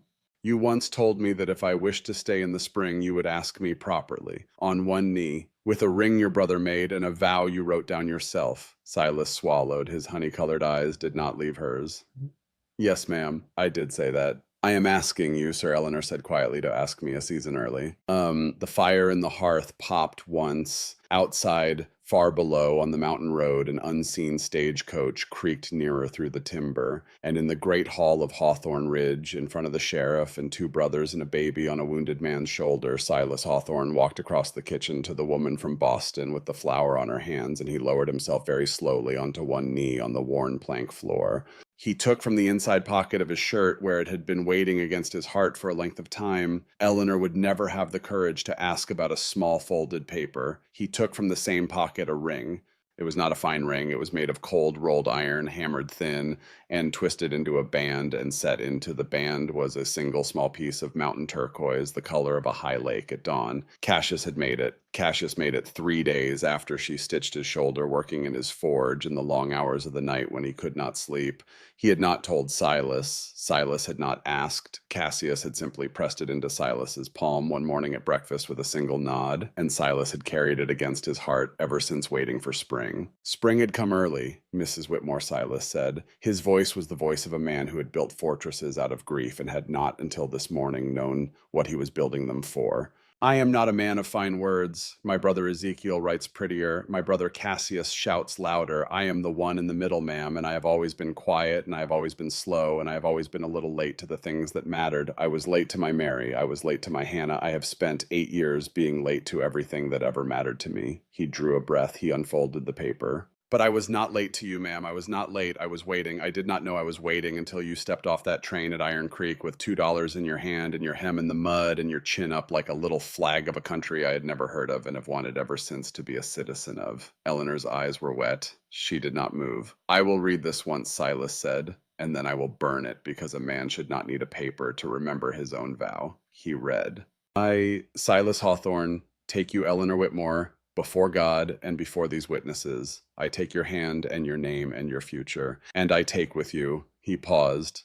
His huge calloused finger moved down the page. I take with you Tobias Hawthorne, your son of 15 years, who is angry because he has not yet been loved enough, and whom we will love until the anger goes. I take with you Adelaide Hawthorne, your daughter of 7 years, who is louder than any of us and braver than all of us. I take with you Jasper Hawthorne, your son of 4 years, who is small and sickly and beloved. And I take with you Whitman Hawthorne, your son of 10 months, who came to us motherless and will not by God be motherless again. Eleanor was weeping now. She wept openly and silently, and she did not lift her hand to her face, because if she lifted her hand, she would have to take it from where it rested on the kitchen table, and somehow taking it from the table felt like it would break the moment, and she would not break the moment, not for anything in this world. Silas kept reading very steadily. I promise to feed them, I promise to clothe them, I promise to teach them what little I know, and to find better teachers for what I do not. I promise to love them as my own, because the 4 of them are my own already, and you are the one who has come at last to make us what we have been pretending to be these last 3 years, which is a family. He looked up at her. I told you in Iron Creek that I wanted all of you. I said it in front of half the town. I meant it then, and I mean it now. I want all of you, Eleanor Whitmore. The whole and the broken and the brave and the frightened, the Boston of you and the mountain of you and every part in between. I want every winter you have left and every spring you have left and every summer and every fall. And when the last of them is spent, I want to be buried beside you under a Colorado pine with our names on the same stone and a long dash between them that means we lived, ma'am, and that we lived together. He stopped. He folded the paper. He held up the iron and turquoise ring in his huge fingers. Eleanor Whitmore, he said, will you marry me today? Before this man rides up the mountain. Will you, ma'am? Eleanor did not speak at first. She could not. Her throat had closed. She nodded once. Then she reached out her flour-dusted left hand, and Silas Hawthorne slid the iron ring with the high lake stone onto her finger, and behind her Cassius made a low, rough sound that was almost a laugh and almost a sob, and Ezekiel was already moving toward the door. I will go, Ezekiel said quietly. The old trapper's trail will save us 6 miles. I can have Reverend Ainsworth on this porch in 3 hours if the snow holds. I have done it before in worse weather. Take my horse, Hollister said. He is fresher than yours. Take my coat, Cassius said. It is heavier. Take Whitman's blessing, Adelaide announced, having appeared at the foot of the loft ladder in her nightshirt, because nothing in this house had ever not once escaped her notice. She marched across the hall with great dignity, kissed her Uncle Ezekiel on the chin, and added, You bring the parson back, Uncle Zeke. You bring him back fast. Ezekiel kissed the top of her head and was gone. The next 2 hours moved with the strange double speed of a dream. Eleanor washed her hands, she washed her face, she let Adelaide brush out her honey-colored hair and pin it up in a way the little girl declared was bridal. She put on her one good dress, the navy blue traveling dress, the same dress she had stepped off the train in 24 days earlier, and she pinned the cameo brooch at her throat. Her mother had worn this brooch to her own wedding. Her mother had worn this dress shape to hers. Eleanor had not worn either to anything until today. She thought of her father. She thought he would have liked this man. He would have liked all three of these men. He would have stood at the back of this hall in his old gray coat, and he would have nodded once slowly, and he would have said, "Daughter, you have done well." Tobias appeared at her bedroom door in the only clean white shirt he owned. The boy who had been sour for 2 days when she arrived, who had been afraid all this time that she would leave, stood now in the doorway with red eyes and a stiff jaw, and he said, "Ma'am, may I walk you down? May I be the one to walk you down to him? I have not got a father living. He will not mind." Eleanor went to him. She took his face in both her hands. "Tobias," she said softly, "you will walk me down. There is no other man on this earth I would rather have walked me down. And after today, you will not call me ma'am any longer. Do you understand me?" Toby's mouth trembled. "What will I call you?" "Whatever you can stand to call me," Eleanor said. "Take your time. There is no hurry." He nodded once. He could not speak. He offered her his arm. She took it. Reverend Ainsworth arrived on Hollister's chestnut mare at the head of a trail Eleanor had not known existed, with snow in his white beard and his prayer book wrapped in oilcloth against his chest. He was 70 years old, and his fingers were stiff with cold, and he had to be helped up the porch stairs. But his voice, when he stood by the great hearth with the prayer book open, was the voice of a man who had been marrying frontier couples for 40 years and who had buried half of them himself and who knew in his bones that this one was good. The wedding was small. It was the smallest wedding any of them would ever attend. Tobias walked Eleanor the length of the hall from the breezeway door to the hearth, while Adelaide preceded them with a fistful of dried winter berries because there were no flowers. Jasper held Whitman very seriously, sitting cross-legged on the rug. Cassius stood at Silas's right shoulder as best man. Ezekiel stood at Silas's left, still in his snow-crusted coat harmonica in his pocket, having ridden 18 miles in 3 hours and not yet sat down. Sheriff Hollister stood as legal witness with his hat off and his hand on his heart. The Reverend spoke the old words. Silas spoke his vow, the one he had read aloud once already and had then folded back into his pocket because a man should not need a paper, and he spoke it now without the paper, exactly the same. Eleanor spoke hers. She had not written one. She did not need one. She said, Eleanor Whitmore, take you, Silas Hawthorne. I take your hand and your name and your 4 children and your 2 brothers and your mountain and your fortress and your scar. I take all of you. I have wanted all of you since the morning I held your youngest at the hearth, and you stood in this hall and did not have words. I have words enough for both of us, Mr. Hawthorne. I will use them carefully. I will use them for you.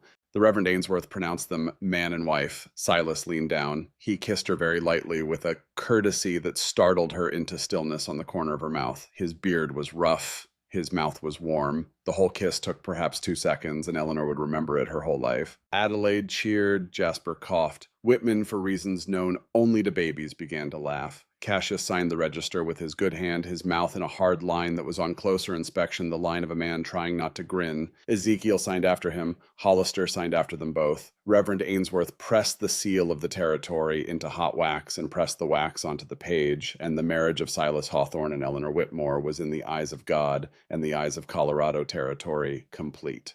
It was complete by perhaps 15 minutes. The federal procession came up the last bend of the road into the dooryard at noon.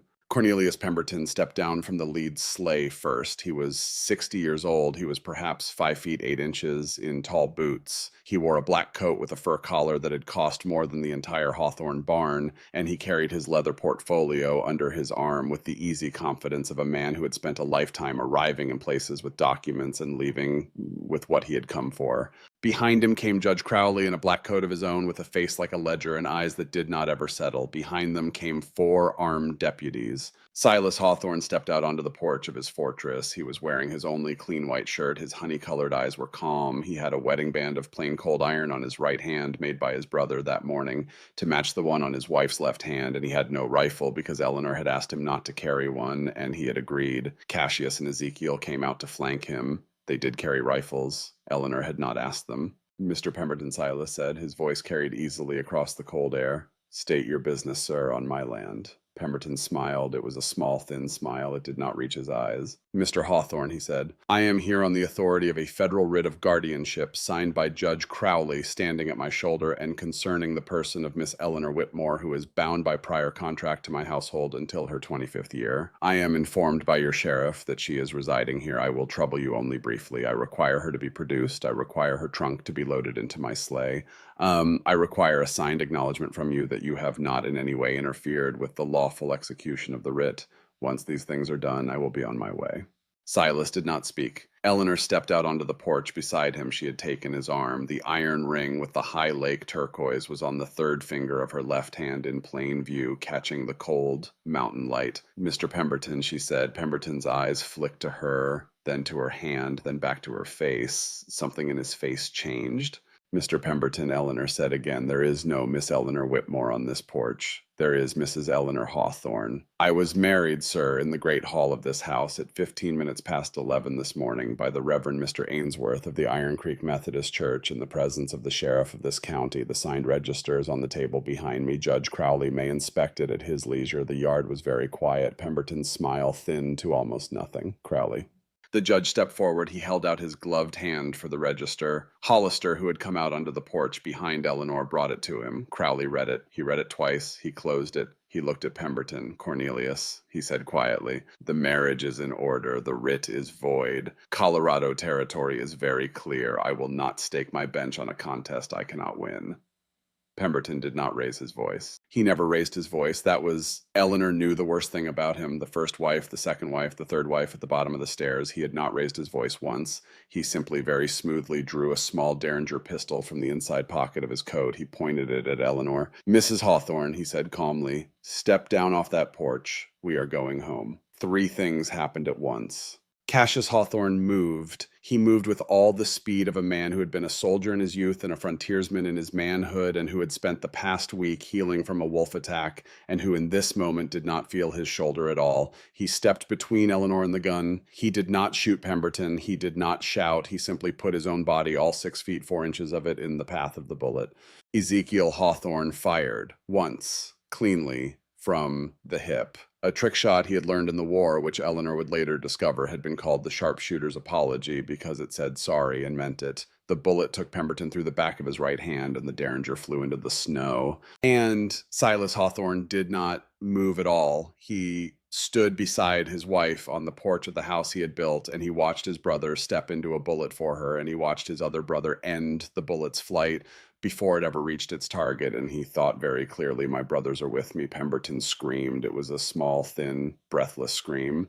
Not the scream of a strong man, the scream of a man who had never in 60 years been on the receiving end of consequence. Crowley closed his eyes. Judge Hollister said very quietly, "I would like to formally request your assistance, sir, as a federal judge, in the matter of charging Mr. Cornelius Pemberton with attempted murder of a citizen of this territory before 3 witnesses, including yourself." Crowley opened his eyes. He looked at Pemberton on his knees in the bloody snow, cradling his ruined hand. He looked at Eleanor on the porch with the iron ring on her hand. He looked at the 4 deputies who were standing very still because none of them were paid enough to fire a rifle on a sitting federal judge's order at a man who had just shot at a married woman in front of said judge. Sheriff Crowley said tiredly, "I will assist you, sir." "With pleasure. Please convey the prisoner to your jail. I will drop the charges myself this evening at Mrs. Wexler's. I find I no longer require Mr. Pemberton's retainer." The deputies put Pemberton in irons. It was over in 12 minutes from start to finish. Eleanor sat down very abruptly on the porch step. Cassius, his shoulder reopened beneath his bandage from the sudden movement, sat down next to her. Silas crouched on her other side. Ezekiel laid his rifle very gently against the porch rail and sat on the step below them. 3 brothers, 1 bride, a porch, a great deal of blood and a great deal of cold and a great deal of noise dying away into the high air of a Colorado morning. Silas put his hand over Eleanor's. "Mrs. Hawthorne," he said quietly. "Mr. Hawthorne," she said. "You held up real good, ma'am." "I am going to faint in about 8 seconds, Eleanor said pleasantly, "but I wanted to thank you first." Cassius laughed. It came out of him in a single cracked sound, and once it was out, he could not stop. He laughed until his shoulder hurt enough to make him stop, and then he leaned his head back against the porch post and closed his eyes, and he said hoarsely, "Sister, I am glad you did not faint before the I do, so am I," Eleanor said, and then she did in fact faint very gracefully into Silas Hawthorne's enormous arms. He carried her inside. He laid her on the long plank table where she had stitched his brother's shoulder. Adelaide brought a cool cloth. Jasper brought his own small woolen blanket because he had decided on the spot that this was what a small boy did for his mother when she fainted. Whitman patted her face with one starfish hand and said something that sounded almost like Ma. Eleanor opened her eyes. She looked up at the rough beam ceiling of Hawthorne Ridge. She felt the iron ring on her finger. She felt a small starfish hand on her cheek and a damp cloth on her forehead and the warm, hard hands of Silas Hawthorne folded around hers. She thought very clearly, "I'm married." She thought more clearly still, "I am home."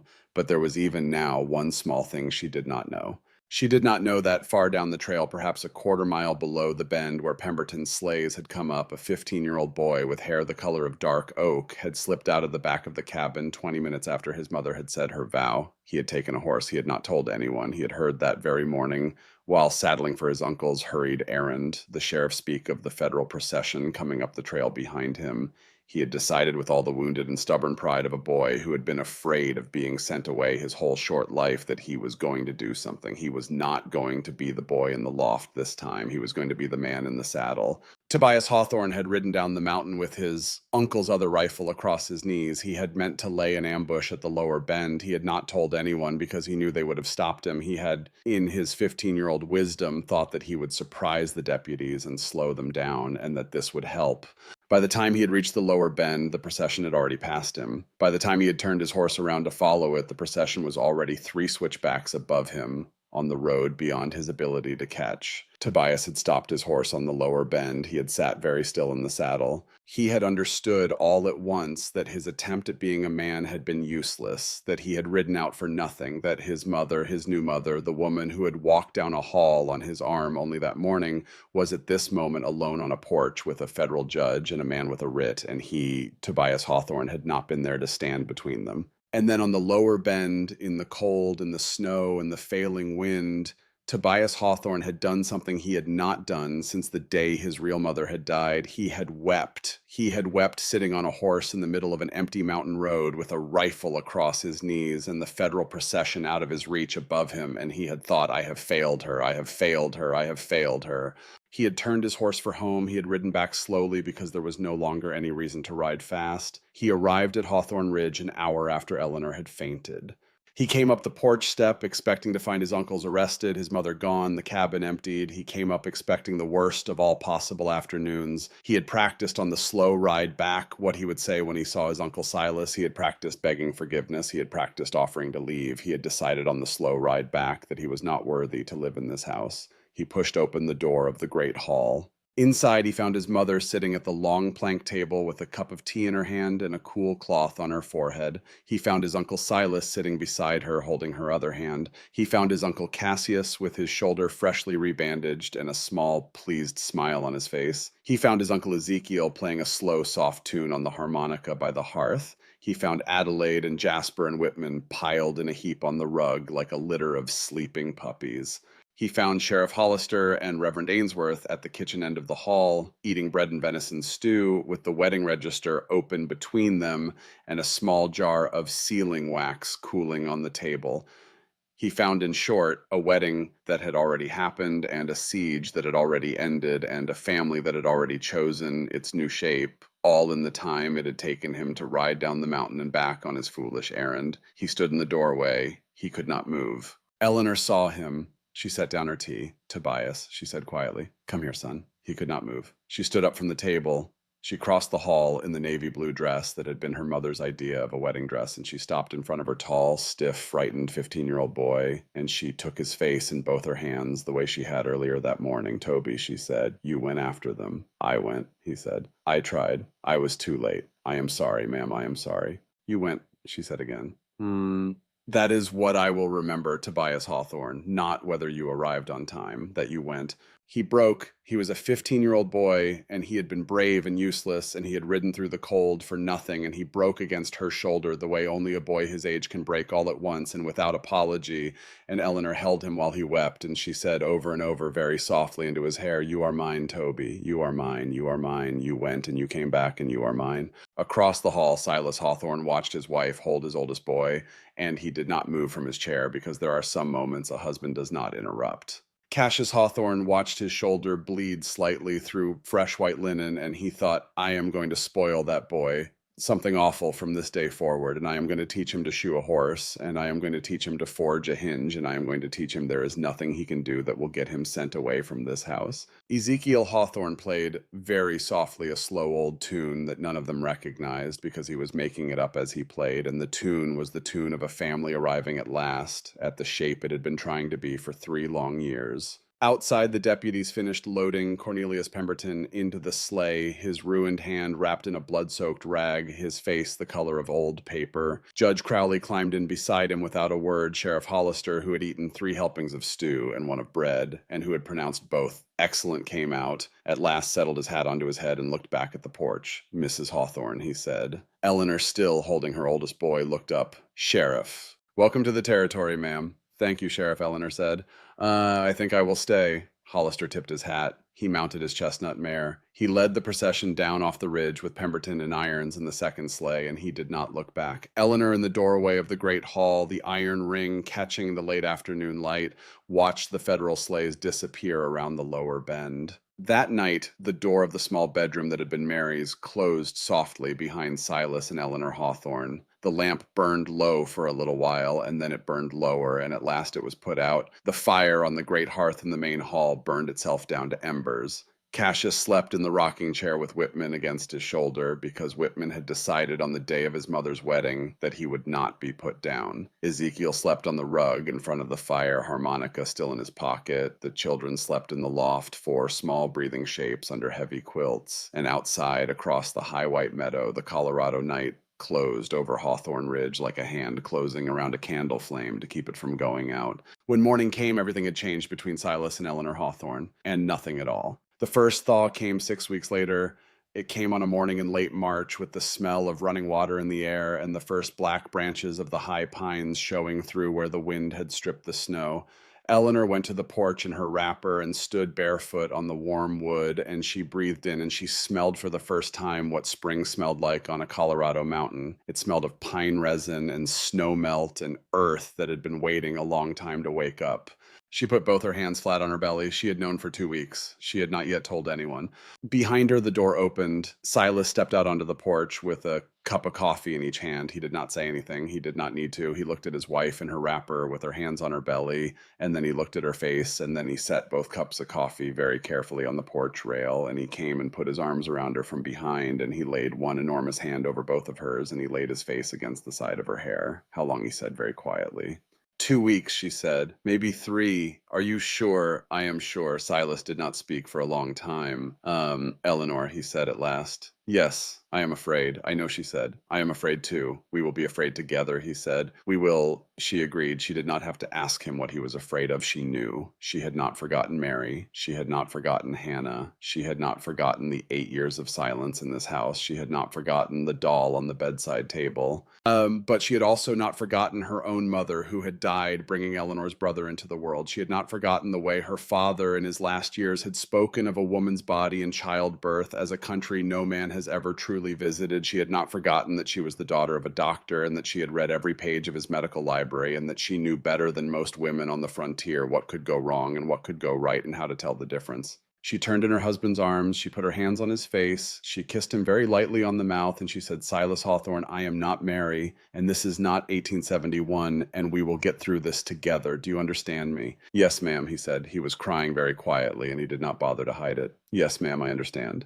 She told the brothers that evening. Cassius dropped a tin plate. Ezekiel sat down very suddenly on the long bench. Adelaide, who had been listening from the loft, because Adelaide always listened from the loft, came down the ladder backward in her nightshirt and announced that the baby would be a girl and that her name was going to be Mary because that was only proper. And Eleanor looked at Silas and Silas looked at Eleanor, and neither of them argued with her. The baby came in late November, 9 months after the thaw, in a winter storm that pinned the cabin shut for 2 days. Old Marta Lindquist, who was the closest thing to a midwife in 300 miles, and who had come up the mountain on Cassius's wagon 4 days before the storm because Eleanor had insisted, sat with her through the long labor. Silas held her hand. Cassius paced in the kitchen and split enough kindling for a year. Ezekiel played the harmonica very quietly in the breezeway because he could not stand to do nothing. Tobias kept the children fed and the fire stoked, and his face very calm because he was 16 now and he was the man of the house when the men of the house were busy. The baby was a girl. She came into the world with a strong cry and a head full of dark hair and eyes that would in a few weeks settle into the cornflower blue of her mother's. Old Marta laid her in Eleanor's arms. Mary Adelaide announced from the doorway, vindicated. Mary Hope Hawthorne Silas said, quietly, Mary for the one who came before, hope for the one who came after. Eleanor kissed the top of her daughter's small, dark head. She looked up at her husband. Silas Hawthorne, she said, I think we are going to be all right. Yes, ma'am, Silas said. I think we are. The years began to pass. In the spring of 1881, Eleanor opened a small clinic at Hawthorne Ridge. It was Cassius who built her the cabinet for her father's medical books, which she had finally written for and which had arrived from Boston in a single iron-banded crate, and which she now had in proper order on the shelf where her father had wanted them all along. It was Ezekiel who built her the table where she could examine patients. It was Silas who rode down to Iron Creek and told the town in plain words that his wife had been a doctor's daughter and a doctor's apprentice, and that she would treat any soul on this mountain who needed treating in exchange for whatever they could pay, or for nothing at all if they had nothing at all. Mrs. Pickering of the Welfare Society, who had once stood in the muddy street of Iron Creek and said this is not decent and is not Christian, was the first to come up the mountain. Her grandson had been thrown by a horse and had a leg that was setting badly. Eleanor reset the leg. The boy would walk normally for the rest of his life. Mrs. Pickering came down off the mountain with a basket of empty jam jars she had brought up as a payment, and a face that had been changed by what she had seen in that little clinic. And she went into Mrs. Wexler's boarding house, and she sat down at the long table, and she said very quietly to anyone who would listen, I was wrong about that woman. I was wrong about all of them, and I will say so as long as I live. In the summer of 1881, Cassius Hawthorne courted a young widow from Iron Creek named Verity Bellamy. She was 26 with 2 children of her own, and a face like a careful statement, and a laugh like a creek breaking up at the spring thaw. Cassius had not in his entire 40 years courted anyone. He went about it like a man learning a new trade. He brought her wildflowers that he had ridden 11 miles to pick. He brought her a fish that he had caught with his own hands and cleaned with his own knife. He brought her on the day he asked her father for permission a small iron horseshoe he had hammered out himself and inscribed on the inside of the curve with the words for luck but mostly for love. Verity said yes. They were married in October. She moved up the mountain with her 2 children, and the cabin was extended again, a new wing built off the breezeway, and the population of Hawthorne Ridge swelled to 12. In the spring of 1882, Eleanor and Silas had their second child, a boy whom they named Theodore Whitmore Hawthorne after Eleanor's father. Theo was a quiet baby with steady, honey-colored eyes that were unmistakably his father's, and he was Silas's favorite shadow from the day he learned to walk, and the sight of an enormous bearded mountain man crossing a meadow with a tiny boy hanging onto 2 of his fingers became, in those years, one of the regular sights of Hawthorne Ridge. In 1884, Ezekiel Hawthorne, who had not so much as looked at a woman since his fiancée had died on a stagecoach robbery 7 years earlier, was hired by the new schoolhouse at the edge of Iron Creek to deliver a wagon load of split firewood for the winter. The school teacher was a young woman named Cordelia Sinclair, who had come west from Philadelphia and who had been hired because no one else in 3 counties would teach 40 children of mixed ages in a single room. She was 28. She had freckles and red hair and a laugh like a small bell. She watched Ezekiel unload the firewood, and she heard him whistle very softly while he worked, and she said Mr. Hawthorne was that Shenandoah. Ezekiel set down the last log. He looked at her. He said, yes, ma'am. It is my favorite, she said. It is mine, too, he said. They were married the following spring. Cordelia moved up the mountain. The cabin was extended a 3rd time. Hawthorne Ridge, which had begun as a fortress of grief, built by 3 brothers for a family they had not yet had, was now a small village of its own. In 1888, Adelaide Hawthorne, who had been a fierce-eyed 7-year-old standing in the mud at Iron Creek on the day Eleanor came, was 16 years old and reading her stepmother's medical books faster than Eleanor could acquire new ones. and she announced on her 16th birthday that she intended to be the first woman doctor in Colorado Territory. Eleanor laughed and cried at once and wrote that very night to a school in Philadelphia where her father had once taught.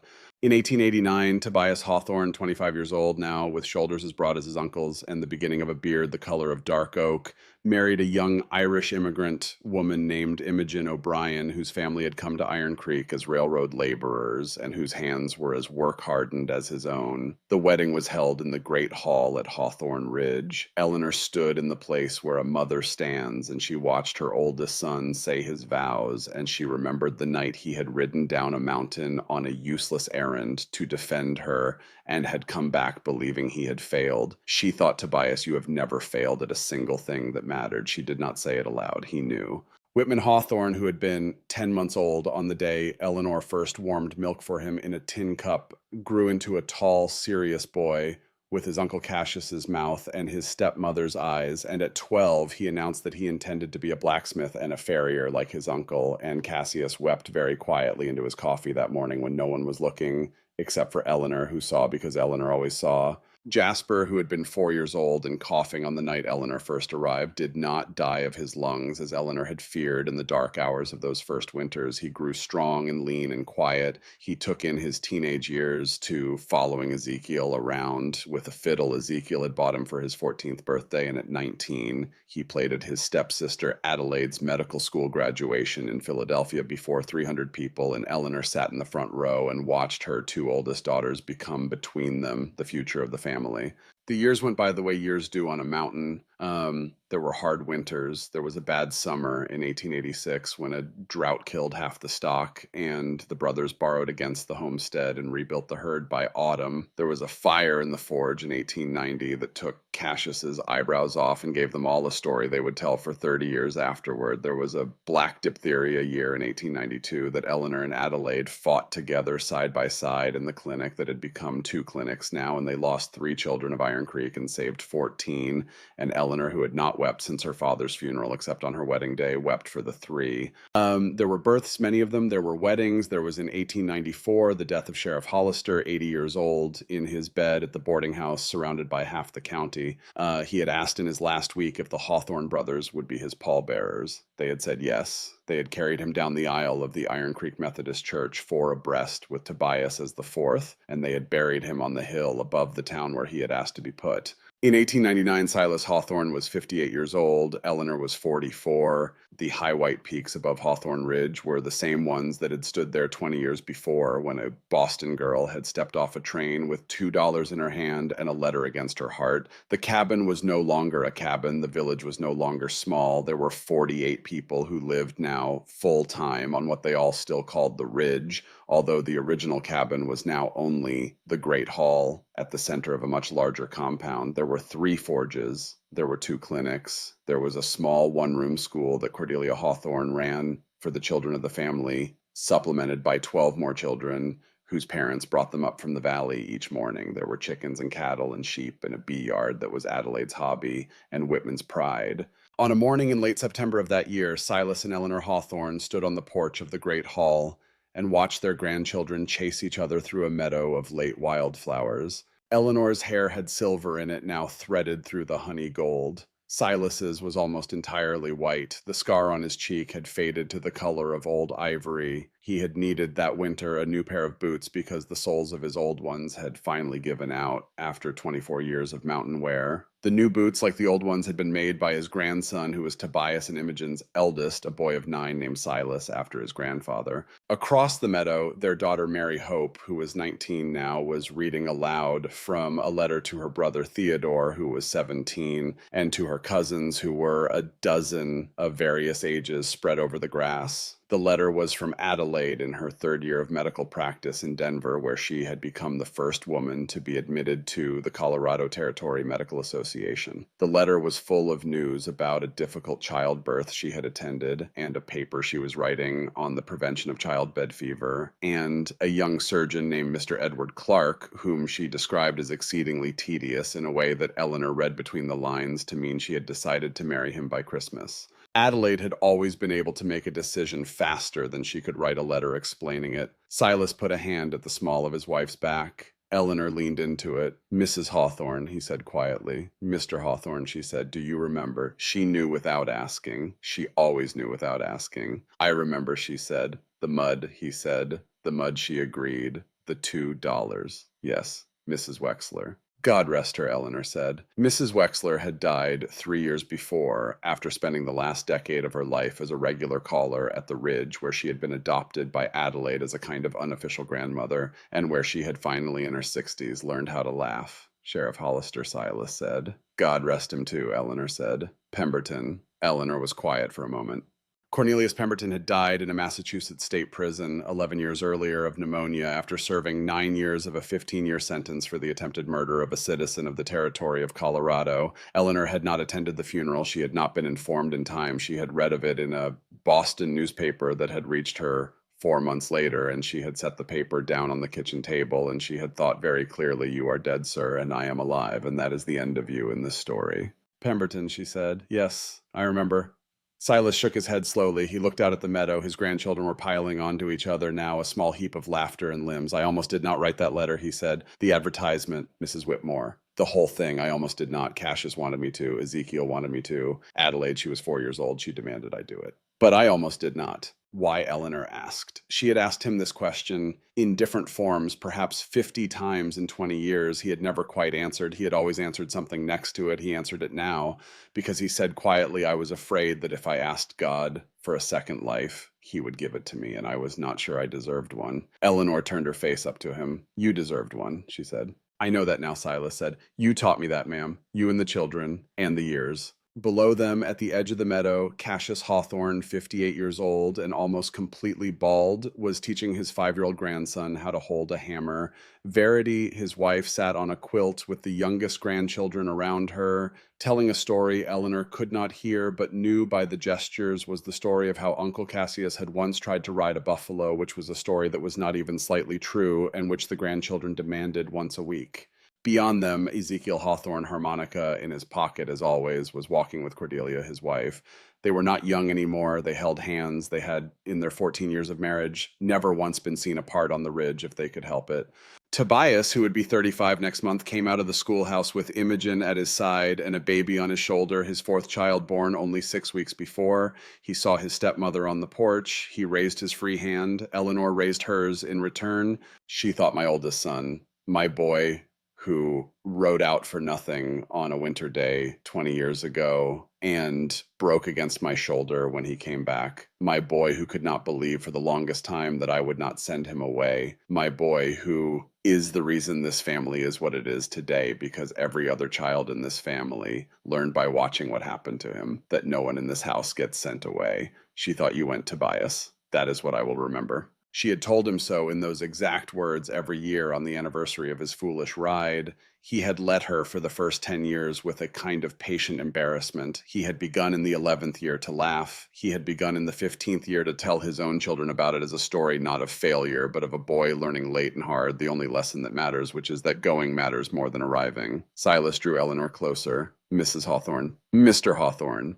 Are you sorry? He asked very quietly. After all of it. After all the years and the hard winters and the boys and the bullets and the fevers and the fires. Are you sorry, ma'am, that you came up the mountain? Eleanor did not answer at first. She watched her grandchildren in the wildflowers. She watched her sons at work. She watched her sisters-in-law on their quilt and her daughter-in-law in the doorway. She watched the smoke rising from 3 chimneys against the blue of a Colorado September sky. She thought of a girl in a navy blue dress in the mud at Iron Creek, 24 years old, $2 in her hand, no home in any direction. She thought of a man in a black hat who had stepped down off a horse and taken off his hat and made himself small in the only way a man of his size could make himself small, and had said her name as if her name were something fragile he had been entrusted with. She thought the only thing I am sorry for is that I did not come sooner. But she had said that to him many times before. She did not say it again. She said something else instead, something she had thought 1,000 times and had never until this morning found exactly the right way to say. Silas, she said. Yes, ma'am. You once told me on this porch that you wanted to be buried beside me under a Colorado pine with our names on the same stone and a long dash between them that means we live together. Yes, ma'am.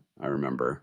I have changed my mind about the stone, she said quietly. He went very still. I do not want to dash Mr. Hawthorne. I want them to write a sentence on it. I want them to write here, lie Silas and Eleanor Hawthorne. They came to this mountain alone. They left it together, and every soul on this ridge is a piece of what they made. Silas was quiet for a long moment. Yes, ma'am, he said at last. He did not trust his voice for more than that. Eleanor turned to him. She put both her hands on his face, the way she had put her hands on Tobias's face once on a porch, and the way she had put her hands on 20 other faces of children and grandchildren in 20 years of motherhood. She kissed him lightly on the corner of his mouth. The kiss was the same kiss he had given her at her wedding in 1879 on a winter morning by a stone hearth in a hall full of people who loved her. The whole kiss took perhaps 2 seconds. Eleanor would remember it her whole life. She had perhaps 18 years of life left, although neither of them knew that yet, and she would die in the same feather bed in the same room that had once been Mary's, with her husband holding her hand, and her last clear thought would be, I came up the mountain. But that was for later. For now, on this morning in September of 1899, on a porch overlooking a meadow full of grandchildren, a man and a woman stood together with 20 years of marriage between them and watched a family that had not existed when they began. Below in the meadow, Adelaide's letter was passed to Mary Hope, who began to read it again from the beginning because the children had demanded it.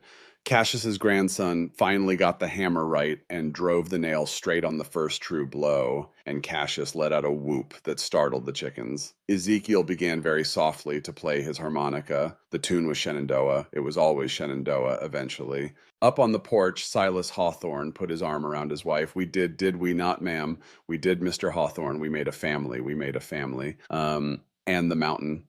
The mountain helped, Eleanor said. It taught us how. But we did the building. The mountain only held the boards. Silas laughed. It was a soft, unhurried laugh, the laugh of a man who had earned every laugh he ever had. Mrs. Hawthorne, he said. Yes. I want all of you, he said. All of you. Every winter you have left, and every spring you have left. Every laugh and every weeping, every quiet morning and every long, noisy supper. Every doctoring you have done and every doctoring you have left to do. Every grandchild and every great-grandchild we are going to have. I want all of you, ma'am. The same as the day I said it in the mud at Iron Creek. The same as forever. Eleanor leaned her head against his chest. You have all of me, she said softly. You have had all of me, sir, since the morning I held your youngest at the hearth and you stood in this hall and did not have words. I have all of you too. And we will keep each other as long as the snow falls, as long as the spring comes back, as long as winter ends, Mr. Hawthorne, which it always does, Silas said. The wind moved softly across the meadow. Somewhere a child laughed. Somewhere a harmonica played the old, slow tune of a country that had never been a country, and a family that had not by blood been a family, and was by every other measure that mattered the truest family any of them had ever known. And on the porch of the great hall at Hawthorne Ridge in the high country of Colorado, on a morning that smelled of wildflowers and pine resin and bread baking in 3 different ovens at once, a man and a woman who had once been strangers in the mud of Iron Creek stood with their arms around each other, and they were not sorry, and they were not afraid, and they were my friends exactly where they had always been meant to be, which was, of course, home. She came west with nothing. She found everything. That my friends is the story. It is not the only one I will tell you. There will be others. There will always be others, because the frontier, like a good marriage, is a country full of stories that have not yet been told. But this one was Eleanor and Silas Hawthorne. This one was Cassius and Ezekiel and Tobias and Adelaide and Jasper and Whitman. This one was Reverend Ainsworth and Sheriff Hollister and old Marta Lindquist and Mrs. Pickering, who learned to be wrong out loud, and Mrs. Wexler, who learned to laugh. And this one was a mountain and a winter and a wedding band of cold rolled iron with a single small piece of mountain turquoise, the color of a high lake at dawn. Thank you for listening tonight. If this story warmed your heart the way a good fire warms a cold cabin, hit that like button. Subscribe so you do not miss the next one. And tell me in the comments below where in the world you were listening from. Sleep well, my friends. The fire is banked, the door is shut, winter always ends, and spring always comes. Good night.